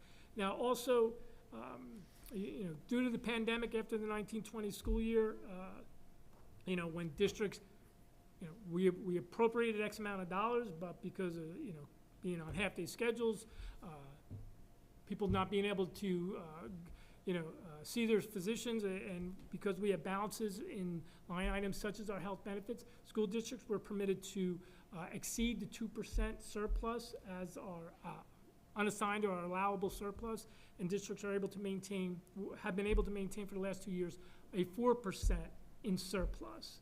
So, rather than being $1.5 million, we're over $3 million in unassigned fund balance, or what is termed our allowable surplus. That ends at the end of this school year. So we're going to be restricted back to 2% as our allowable surplus. So the question is, what happens with those funds from the 4% to the 2%? The purpose of those funds is to offset the increases that that districts were anticipated to incur and are actually experiencing now from the time of the pandemic. However, we're experiencing them in the current school year. So one of the questions that would be a natural question is, in the current year, we're expecting to exceed our budgeted appropriation by $1.8 million. How are we going to absorb that within the current year budget? One is we're going to look to see what balances are available in the current year budget, whether it be breakage from salaries, et cetera, and provide a transfer to our health benefit line in order to fund that line account. Also, we will be submitting a request to the Department of Education to utilize our unassigned fund balance or that surplus that we have to offset the increase in that line item account. We've already had discussions with the county office or the State Department of Education for that purpose. And after April 1, we'll have a better picture on what we will anticipate for the remainder of the year, and we'll be seeking approval for that use. So, we have the ability to say, hey, we're not going to use the health benefit waiver this year. We're going to bank it and have it available for the next 2 years, because we're going to use the surplus that was generated when we were able to go to 4%. Now we're being forced to reduce it to 2%. But at this stage, I can't, I'm not comfortable in saying this is what we anticipate having at year end as a remaining balance to commit to next year's budget.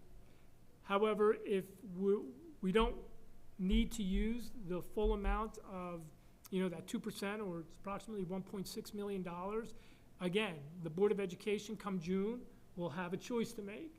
What do you want to do with the surplus, the excess surplus, or the available balances in the accounts at year end? And we have a resolution on every June agenda. We can transfer into the reserve accounts, or we could choose not to transfer into the reserve accounts, or transfer certain specific dollar amounts to the reserve accounts, and let any balances that exceed that 2% allowable to go to what they refer to as excess surplus, and that is designated as a revenue source in the subsequent year. So again, I don't want to get too far ahead of ourselves, but it would be a revenue source for the 24-25 school year, with the idea that it would be used for tax relief. But it would be a revenue source for the subsequent school year. And I can't explain that any simpler, I don't think. I apologize. That's a lot. So it boils down to, we have the health we're balancing the budget, and we have available taxing authority with the health benefit waiver. We also have the sunsetting of the law that allowed us to go from 2% to 4%. It's sunsetting at the end of this year. Those funds were for the purposes of absorbing unanticipated or anticipated increases in line items. We're experiencing that in the current school year. We plan to use those funds in the current school year, with the balances being available in the subsequent school years, whether it be through the reserve account or as excess surplus. But that'll be part of the conversation we will continue to have all the way through June.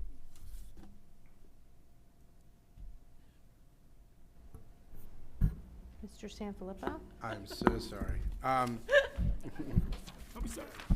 I feel like every year I grasp a little bit more of that entire conversation.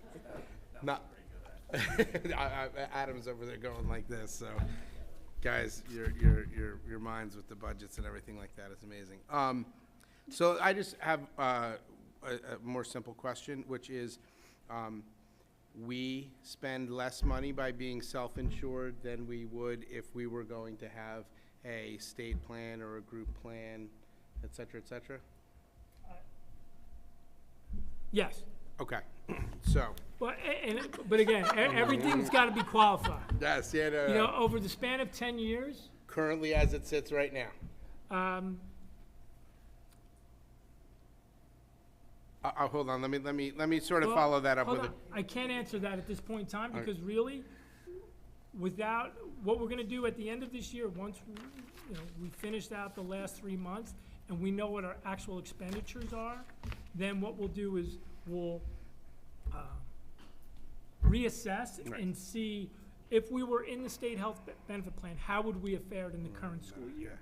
What I will say is what we do each year that we look to renew, whether it be, when we look to renew our third-party administrator contract, which runs July through June, we look each year on the viability of going into the state health benefit plan. And it's always been more cost-effective to be self-insured, with the one exception being when the state cut their rates, I forget, it was like 20%. It was an unrealistic number in many people's minds, and it ended up being accurate because they came around and had significant increases after that. However, we have looked at it for what is projected for 23-24. They had a 15% increase as of this January. If you anticipate that type of increase next year, then it is still cost effective for us to be self-insured. But it is something that we can continue to monitor and revisit. However, since being 2011, and we've had years where we've been $1 million less than state health benefits plan based on, the fixed premium costs that we would have with the state health benefit plan. well over $1 million on an annual basis. Like, here we have, I would recommend that we maintain self-insured for another year and see how we fare. Now, hey, this is an open workshop with the Board of Education. This is going to be revisited in finance and facilities. But one of the difficulties is how do you absorb these fluctuations in being self-insured with our health benefits? And we were utilizing the emergency reserve for many years. However, there's been greater restriction on the use of those funds. Plus, those funds are capped at a certain amount, which doesn't make it a great resource for balancing some of the the fluctuations that we're currently experiencing. So we're seeing and the state does not allow any other way to maintain funds. So it isn't like, hey, this is our health benefit line, we're going to set money aside here so that we can use it in the future year if our costs increase. They don't allow that. But we're having meetings with our auditors to see how there are ways that we can, in fact, fund this so that we are able to maintain a balance from one year over to the next. And I'd be comfortable in saying that because we don't transfer funds out of our health benefit line account. There's two categories of accounts that we don't transfer funds out of. One is being out-of-district tuition, and the other being health benefits. One, because those are accounts that we don't necessarily know what the expenses are actually going to be. We budget on a projection, we budget appropriations, but depending on the need in a given year, we may need more funds. However, if we have available balances left throughout the year or at the end of the year, we don't transfer out of district tuition, and we don't transfer out of this line item account. So someone can't say, hey, you build all this surplus or additional funds in this line item account, and then you transfer it to other accounts. We never transfer out of the health benefit line account. At year end, we have transferred into the line account one for perhaps anticipated expenses, but also so that we have the ability to transfer funds into the emergency reserve, or the board can transfer into the emergency reserve at year end for use in subsequent year budgets. So. Can I thought I had a one-word answer. I was There's no such close. thing. I know. I understand. Okay, so I have a couple other very simple questions that I'm sure will have very simple answers. In 2011, when you went from the group plan or the state plan into self-insured plan, can you sort of talk about how that experience was with staff and folks in the district? It was wonderful. Good enough answer? Well, I have to tell you, from the standpoint of the employee, they would not have seen any different.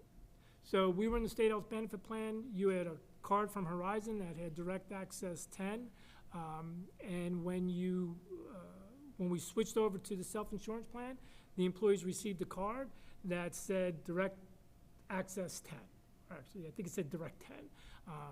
But the plan itself mirrored what the state health benefit plan was at the time, and both for medical and prescription, and the cards were nearly identical. And the services, because the state plan and our plan were both being managed by Horizon Blue Cross Blue Shield. I think it was I don't know, board president's out in the audience, so maybe you should correct me, but I believe it was pretty seamless transition. Okay. One other quick question. So this is more of, I think, an observation. So that's 16.4% variance in our health insurance costs, right? And the amount that we've paid out in claims and prescriptions, et cetera, right? We don't exist in a vacuum here in Wall Township, right? So I'm going to assume and that's happening everywhere, even with state plans and group plans and all of these other places, that we might run to and say, oh, we could save money by going here or going there, right? You commented on the state had a reduction, and then all of a sudden there were a couple increases that went after that. So I almost think of it as kind of like a Venus flytrap, right? Like they suck you in and they say, it's cheap, it's cheap, it's cheap, move over. And then all of a sudden it becomes 20-25% increases on health insurance plans. And now maybe a year or two later, it would have been more beneficial, and we would have spent less money by being self-insured once again. Absolutely. And again, the state plan for January, and granted, they're on the calendar year, not our budget or fiscal year. So they go January through December, and their increases in January were 15.1%. So, Okay, and then one last question, I'm sorry, but I feel like I'm trying to simplify some things, and hopefully I'm doing a good job. When you say that the state is sort of pushing us away from using those excess funds, those emergency funds for health insurance, that seems to me like it would be more specifically geared to districts that are self-insured as opposed to, districts that have like a group plan? well, I think it goes back to, when they first developed these reserve accounts and what the intent was, and it was supposed to be for health benefit, like it's referred to as an emergency reserve account. Why within the definition its purposes for health benefit increases that exceed 4%. And they should have called it something else other than an emergency reserve. But when they came out with the reserve accounts, it's referred to as the emergency reserve. It was for the health benefit increases over 4% plus building security. And the difficulty has been, and sometimes it's who's reviewing your budgets, and it's the directives that are coming down from the state to those county offices that are reviewing the budgets. And even though it's for health benefits increases that are greater than 4%, it's being viewed now as unanticipated or emergent. So then you need to provide justification that this was unanticipated, that it wasn't emergent, that it was in fact emergent. However, we're in the budget planning process, so it's kind of hard to provide that or demonstrate that. So that's what I mean when I say it's more difficult for us to utilize. It's not just, say, a rubber stamp, we're over 4%, yes, we can use these emergency reserves. And again, the emergency reserve is limited in the percentage that you're able to maintain in the account, and it is limited, and because of that limitation, and just to give you an idea, I think we're $350-something thousand that is available within the emergency reserve account, where that's not sufficient enough to be able to offset the increases that districts are experiencing in health benefits. The one other point I'll bring up, because it is important, and we talk about the impact of the pandemic with regard to health benefits, and we didn't have the expenses in the prior year. We're realizing them in the current year. We anticipate in the 23-24 school year. That's one aspect of it. The other is Chapter 44, which is a requirement that came out, and not to get too far in the weeds, but any employee that is hired after July 1, 2020, by a school district in New Jersey, those employees are required to be put into they have a choice of two plans. It's an educator's health plan and it's a Garden State plan. They don't have a choice. They can't go into any other plan that's offered, which the intent of that was to save school districts, money with regard to their health benefits. I think overwhelmingly they're realizing that's not the case. It does benefit certain employees with regard to the contributions, because the biggest change, most employees fall under Chapter 78, which districts or employees pay a percentage of the premium. When it first came out, it was a scale from 0 to 35%. That sunsetted, and it relied on contractual provisions. Give you an idea, on the bulk of our staff are capped at 18%, but they pay 18% of the premium. So as the premiums continue to increase, the contributions by employees continue to increase. So we have contractual requirement, administrators pay 30%. of the premium that they are enrolled in. Under Chapter 44, employees are no longer paying a percentage of the premium, they're paying a percentage of their salary, which, depending on the salary, really affects the contribution by those employees, which, again, that was the design of the law as it will apply to plans, which is fine also. But what it also did is it essentially mandated that if you offer insurance to employees, you must offer them, now you're not even offering, now those employees must go into these plans.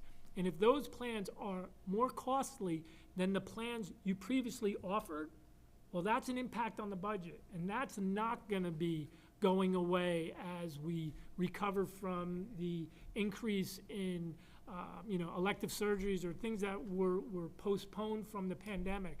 But Chapter 44 is something that's gonna continue on through future years.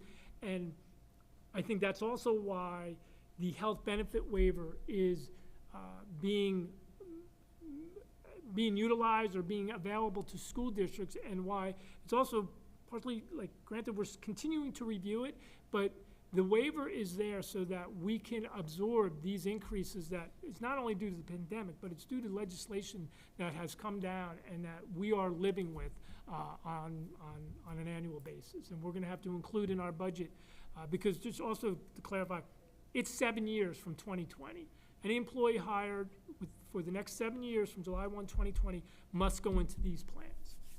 So, And just to clarify in my own mind, that's somebody new to the plan, right? So if somebody comes from another district and is hired by our district, are they grandfathered in, or they nope, have to it's go? new to the district. New to the district, okay. So, Okay, thank you. whether you come from another school district or not, or hired from the private sector, if you're a superintendent and you get hired after July 1, 2020, you're in the EHP plan. Thank you. Mr. Wondrak. So just to simplify this, we have 1,800,000 and whatever it is, health benefits, and we budgeted 13 million. I think I got that right. Well, we budgeted a little under 11.5, and we anticipate spending this year 13.3. My question is, do we have enough money right now to pay the health benefits? With regard to the funds that we currently have appropriated, along with our surplus, we anticipate the answer to that be yes. And we don't really know until June comes around that we can do all that. Correct. What do you anticipate? Anything? I'm anticipating that we're going to be spending about a little over $13 million on claims. Right. Well, with all costs associated with our health benefit line.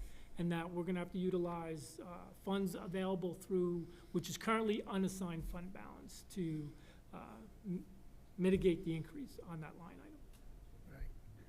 From one of those 4 funds that you Well, spoke about. for the current school year, we would, the only fund would be our unassigned fund balance would be eligible to use for these expenses. We can't use capital reserve, we can't use maintenance reserve. I would be able to argue that we could use emergency reserve, but at this point, because we're required to reduce our allowable surplus from 4% to 2%, we're gonna have to do something with those funds by June anyway, so I would look to utilize them in the current school year. That's what I thought. Okay, thank you. Thank you. Madam President? Yes, Mr. Adonisio. So, Mr. Smythe, so just looking at the last 4 years since the pandemic, we had 2 years where there was a savings, 2 years up. Overall, we're still, if you look at what was budgeted, we're still down 2.7%, or about 245,000 and change, if you, assuming everything stays the same at the end of this year. So overall, considering like a lot of districts have similar problems, and our health benefits broker told us there's a lot of districts that are having problems with the health insurance going up, and certainly the state plan, we're not really in terrible shape. If it's a, correct. Yeah. Is that a good answer? Well, I guess my point is, if the pandemic didn't hit and the natural course of increases every year, we probably would be maybe right around where we are now, or a little below, since so many people put off healthcare during the pandemic because they couldn't get in to see anybody. We would have anticipated spending that, you know, we would have thought that the 1920 school year would be in the same range as the 2 years before and after, which, you know, those budgets were within 1%, 3% of what we budgeted. And because of that, then in the current school year, we wouldn't be at a 16% increase. We would still be within that 2 to 3% range. Because historically, you know, since 2011, with, you know, an anomaly here or there, we, for a self-insured plan, you know, we've been pretty fortunate to have the actual expenditures come in within what we anticipated as part of the budget. Thank you. Thank you. Do we have other questions? I'd like to ask a quick question. It'll be quick, I promise. This is just, in terms of the capital project accounts, the renovations of the team rooms at the high school? Yes. Is that both the male and female Correct. rooms, so both? And do we have dates anticipated for the paving sites at Intermediate and Allenwood? That would all be done over this summer. This summer. Correct. Thank you. Do we have any other questions for Mr. Smythe at this time?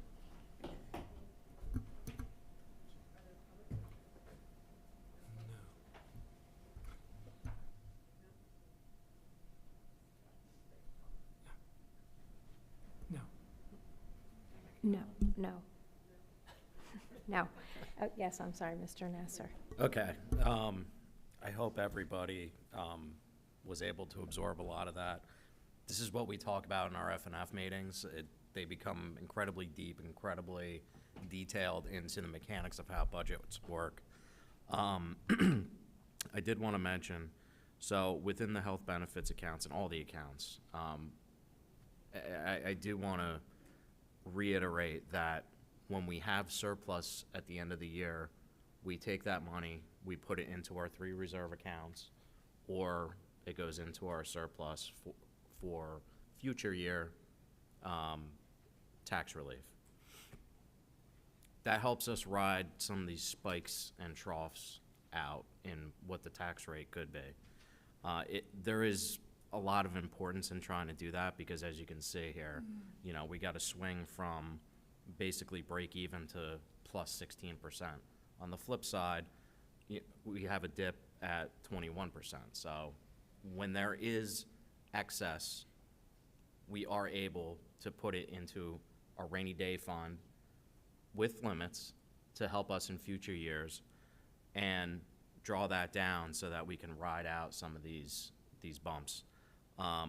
We are relying heavily on reserve accounts for next year in order to try to get through what some of these spikes are. So I want to thank Brian. I think he explained it in far more detail because I did want to say something about it tonight, but I mean, that was an excellent explanation. If I was sitting in an ASBO class learning to be a BA, that was probably that level of education for everybody in the room. But additionally, there are some other benefits, and I kind of want to segue into some of the, so we have ROD grants on our agenda, and I did want to mention that. This was what changed our meeting from a workshop to a voting meeting. I'm going to cue Brian in a second, but ROD grants were announced in, I want to say October, November, that time frame. ROD grants are funded by the state, and they pay us, similar to referendum work, a 40% grant on certain categories of projects. You can't use referendum funds towards these projects, and it's different categories than referendum projects, so you can't intermingle the two. Having enough money in capital reserve allows us to be able to apply for these grants when they come available. These are incredibly incredibly competitive right now. The state earmarked $350 million. I know of one architectural firm that is submitting on behalf of the districts they represent $200 million alone. So we're anticipating that there'll be probably well over $1 billion worth of projects submitted to the state for prioritization to take advantage of $350 million. So bottom line is, not all the projects are going to get done for us or any other district within the state. These are not, I do want to mention, they are not for SDA districts that are funded, what are known as Abbott districts, or formerly called Abbott districts. This is for regular operating districts like ourselves. There are 3 projects that are on the agenda. Those 3 projects, so when the state bulletin went out, they gave us a hierarchy of projects that they're going to be prioritizing how they award the funding with. We tried to pick projects that were near the top of that list in order to hopefully get them through and approved. I'm going to cue in Brian to give us some details on those 3 projects. Sure. I know one is a building envelope. I'm looking for the. Okay, so the 3 categories are building envelope upgrades at Wall High School. And I'll read all 3. One is building envelope upgrades at Wall High School, the hazardous material abatement at Wall High School, and building envelope upgrades at Old Mill Elementary School. These are projects that were identified as not being within the top priorities of the facility condition assessment when we were developing the referendum.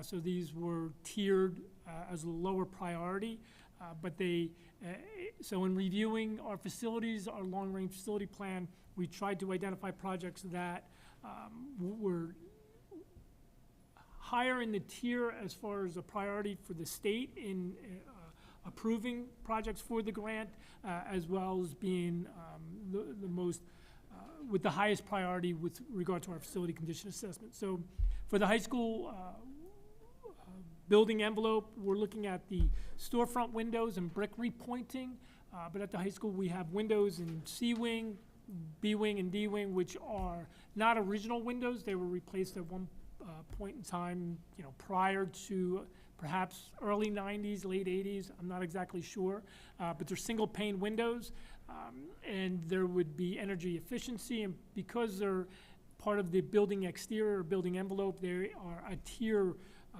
a priority 2 in the eyes of the Department of Education for the purpose of this grant. The estimate for the window replacements is just under $4.9 million. And then the masonry repointing, which is against the building envelope, we have areas where the mortar for the brick walls is deteriorated. We're looking to make those repairs. That's estimated all-inclusive of just under $1 million or $965,000.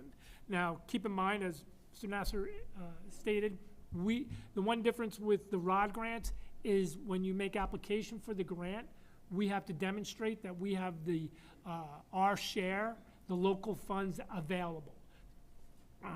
Excuse me. So we're going to have to continue, we're going to review these in more detail, excuse me, and identify, again, what available funds we're going to have in capital reserve. That's going to be somewhat predicated on what we do with the unassigned fund balance that we have. So that, unfortunately, is one of the larger projects. Also at the high school, from an environmental standpoint, there are certain panels that contain asbestos, which was a very common building material, still exists in many schools. I can assure you there's nothing in a friable state. However, because it would be a priority, it's actually a priority 5 in with the ROD grant submission, but we're putting it in to see if we can secure some state aid for that, as well as replacing the south gym floor. We have the rubberized floor that contains mercury that we monitor on an annual basis, and those results are available on the district website, but we're submitting that again in the eyes of the Department of Ed with regard to the ROD grant. Though that's a tier, that's a priority 5. So there's, within the state, they're saying that they're not going to get past priority 3. So we're not all that optimistic, but we are submitting the grant for it. That's estimated at just under $850,000. We have Old Mill School, the building envelope. We're looking to do window replacement, again, single pane windows, and it'll give us an opportunity to inspect, make repairs, and replace the steel lintels that are over those windows, and again, brick repointing. The estimate at this point for the brick repointing is $1.2 million, but that is a conservative estimate at this point because it will include the entire building. Again, we're going to discuss this in more detail at the Finance Facilities Committee meeting and identify the scope of work for the architects to submit. But the resolution for tonight is the board's giving approval for the submission of the ROD grant applications by our architect of record. Mr. Smythe, for Old Mill, priority 2 for the windows? Yes, they're under a priority 2. So And do we have an estimation for the windows? The estimate is just under $650,000 for the window replacement. It's another $179,000 for the lintel work above, and the masonry pointing is a little over $1.2 million, but that's not something that we would look to pursue to that extent. But the budget estimates will be provided as part of the F&F agenda for the committee. And just to follow up on these projects, the referendum and prioritization and our thought process, because there was a question from the public, from Ms. Connors, about new additions, expansions, paying attention to enrollment. How do we know that we're spending money in the right area? One thing that came onto the F&F agenda the last meeting was a new demographers report. That is something that we pay attention to as building in the community progresses. We have to have an understanding of how many students we're going to have enrolled in the district. A lot of the affordable housing that's been going in is senior housing, so it doesn't produce as many students as a normal affordable housing complex would. We're comfortable right now that, and this is the reason we moved with a referendum to maintain our existing facilities and ROD grants to maintain our existing facilities, that we're able to absorb what we have on our radar at this point in time. Again, we take a look at it, we take a snapshot year after year to understand that, and we're tracking it, but we still have to maintain the infrastructure that we have in place right now, and that's really what we're concentrating our time and our effort on. Thank you. Thank you. Mr. Mallon. Mr. Smythe or Adam, regarding these ROD grants, so you said, I think it was $4 million for the windows, was that your, so I'm just asking, is that something, when the state looks at that, do they approve either you get all $4 million or you get nothing, or you get a portion of that? Is that an all or nothing thing coming back from the state? It's all or nothing. Well, it's all or nothing for the approval based on, they're approving the state aid is a percentage. It's 40%. It works out to be about 34%. However, when we actually perform the work, we don't need to expend what it is that we submitted for as part of our budget submission, or as part of our project submission to the state, if that makes sense. Now, if they are short of funds, they may end up handling it differently, where they're going to partially fund multiple projects if they don't have enough funds, but I don't know that All right, that's what I was getting to. We would be Yeah, we're still getting drips and drabs from the county as to how they're going to manage the award of the ROD grant funds. Part of it has to do with how we apply for it, because if we send in separate applications versus putting it all in one application, the separate applications, they can prioritize individually instead of having maybe, 3 different categories of things on one application. So, And the applications are by school. Yeah. So this wouldn't be one application. It would, first of all, be an application for the high school and for Old Mill at a minimum. And then we have to decide whether we're going to beat up the architect to say, hey, we want one for the gym, we want one for the windows in A wing, the windows in B wing, so that, hopefully we can get part of it submitted. Now, I think more likely it's going to be the situation, we're not going to be in a position to submit for window replacement at Wall High School for $4.9 million, along with the other projects, because we can't demonstrate that we have the local funding available to support our 60% of the cost of the project. So that's going to be the limiting factor in our submission.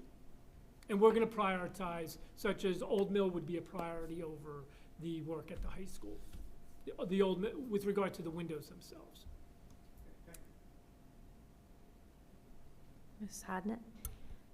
So my question is that this grant provides 40% to a district, and the district has to have the 60% for the projects they submit. That's part of what the state will look at? Yes. So what FNF will do is look at each project to see if we have the 60%? Correct. Well, we're going to see what funds we have available. Okay. That would make up the 60%, and then prioritize these projects, such as how much is the Old Mill window project going to utilize? What's available for the high school? So we're going to prioritize the projects and then see what funds are available to see how many projects we can include with, because we can fund our local share. Okay, and then I think my follow-up question would be, how would that impact next year's budget? Sure. So, from what we understand, we won't find out until August or the August timeframe. I don't know if it's going to exactly be August, whether or not we were successful with our grants, which pretty much takes out the entire summer for getting this work done. In some cases, those projects may be pushed to the following budget year, but that's going to be something that we have to discuss whether or not it. So the projects that are included in the annual school budget, we do not anticipate submitting for the ROD grant. Yeah. Two would be so low on a priority, they would never be approved by the Department of Education. That would be the paving at the school as well as Allenwood School. The renovation work in the team room at the high school would be, would fall in maybe between a priority 3 and a priority 5. However, that would preclude us from being able to get the work done this summer. So. Yeah, so most likely this will affect the 24-25 school budget. And there was one other thing I was going to say, it just escaped me. Although the ROD grants don't necessarily affect this budget, what we do with the budget will affect what we're able to do with the ROD grants. So. And then also, all the work that's done in committees throughout the year will continue to impact this conversation next year. Absolutely. So keep it on your committee agendas. Okay. Additionally, the applications are due the first week of May. Yes. So we have to get them in, so time is of the So essence. this That's why is- it's on this agenda. So for our board tonight, we are approving that we think it's okay for FNF to explore doing this? No, you're approving the submission to the Department of Education for the ROD grants, that we're looking to move forward with these projects, and we're requesting state aid to complete the projects. Okay. Now, if they say no, we still have the ability to go forward with these projects. It would actually, but we would just need to fund 100% of it, so. Right, but these projects are not on an, am I missing, we haven't talked about these projects. These projects are new to me because they're connected to the ROD. I know they exist on that big. Simple answer, Long-range facilities. you're not approving the projects getting done. Right. You're approving these projects being submitted to the state to see if we can get aid. Got it. To get them done. That's what, okay. If that's they what I was say looking to yes, clarify. we're gonna come back to the board and say, hey, do you want to approve these projects? And then we need to have a more detailed conversation about what that will look like for future budgets, so we're not scrambling, right? And we won't, and as Mr. Nasser said, we're not gonna find, well, right now they're telling us they're not gonna find out till August, or they're not gonna actually start reviewing the application till August. So it'll be next January before people find out, districts find out what's qualified. Okay, thank you. Okay. That's helpful. Can I ask a question? If we have the pleasant surprise and problem that like the little lottery ball pops up wall on a number of different times, and then we're like, whoa, we didn't anticipate like, hitting the jackpot here, and we don't have the funds allocated, are we able to be like, hey, okay, we're gonna give that one back, or? You just don't move forward with the project. Right, okay. You stole out. Okay. So, the architect that's submitting 200 million for all those districts, when in reality, they can't actually get them done, the state revisits it and says, hey, we have 100 million left that has gone unspent, and they put it out again, in 5 years from now. Oh, that's the new green ball that's in New Jersey. Yeah, these ROD grants too, I mean, the last round, I believe, was in 2015, and you were allowed to fund them with referendum funds. This year, this round was very quick. They wanted a quick turnaround. We won't have a quick answer, so we have information coming in almost weekly on how this is gonna play out. So we'll make sure that we keep everybody informed as the process works through. To continue Mr. Sanfilippo's analogy, you got to be in it to win it. Well, and to give you an idea, when they were available last time in 2015, we submitted, I believe, 46 projects for ROD grants and got approved on all of them. And now granted, the 46 is, they're site-specific, so if we have a project that is district-wide, that was actually 7 projects that were submitted. But we submitted and completed 46 projects for the district, and that was very, very beneficial with regard to receiving that state aid. So. Okay, do we have any, Mr. Wondrak? Last comment, I just want to make an attachment to, because looking at the health benefits and how important all these things are, of what we put our students through in the pandemic, what we put our teachers through in the pandemic, our educational professionals through the pandemic, and our administrators. And if you go back and you remember some of this, we didn't have a clue. The state didn't have a clue, and the federal government didn't have a clue. And we made it. So I think they earned every penny of it. Thank you. Thank you. Okay. Anyone else on the board with a question or a comment? Okay. Prior to asking for a motion, I just want to remind members of the board that if they would like to meet in a smaller group with Mr. Smythe, he has over the past several years for me and continues this year to offer that if you need to meet in a smaller setting with him to go over the budget, he is available to do that. I will be, again, taking him up on that offer because I need things broken way, way down. So if anybody wants to come with me, you just let me know and we'll go. Okay, at this time, may I please have a motion for approval of the resolution to approve submission of ROD grant projects? I'll make that motion. Mr. Nasser. Second. Mr. Sanfilippo. May we have a roll call? Mr. Smythe. Mr. Anizio? Yes. Mr. Buffa? Yes. Ms. DiGiovanni? Yes. Ms. Hodnett? Yes. Mr. Malev? Yes. Mr. Nasser? Yes. Mr. Sanfilippo? Yes. Mr. Wondrak? Ms. Stites? Yes. Thank you. Okay, well, this has been a very productive meeting. I'd like to thank our presenters, and I'd like to thank Dr. Handerhan for having these budget workshops for us. Again, this is something that is not done in every district. These workshops I think are important for the board to be able to come together as a whole as opposed to just in small groups so that we can have these discussions as a group. And certainly I appreciate everything that our committees are doing in terms of contributing toward the budget and toward budget discussions. But I do think it's important that these workshops happen.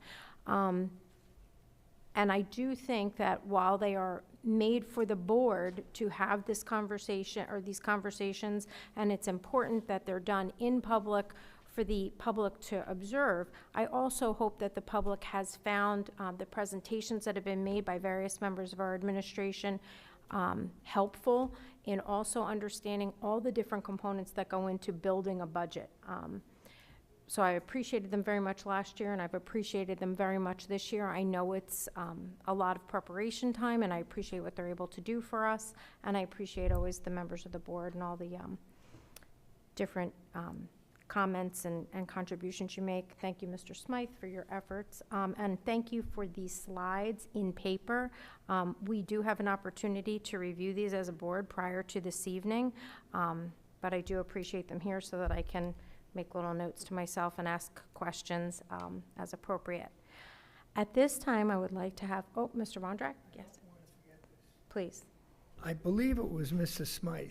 Did you give the interview to the co-star? Was that you?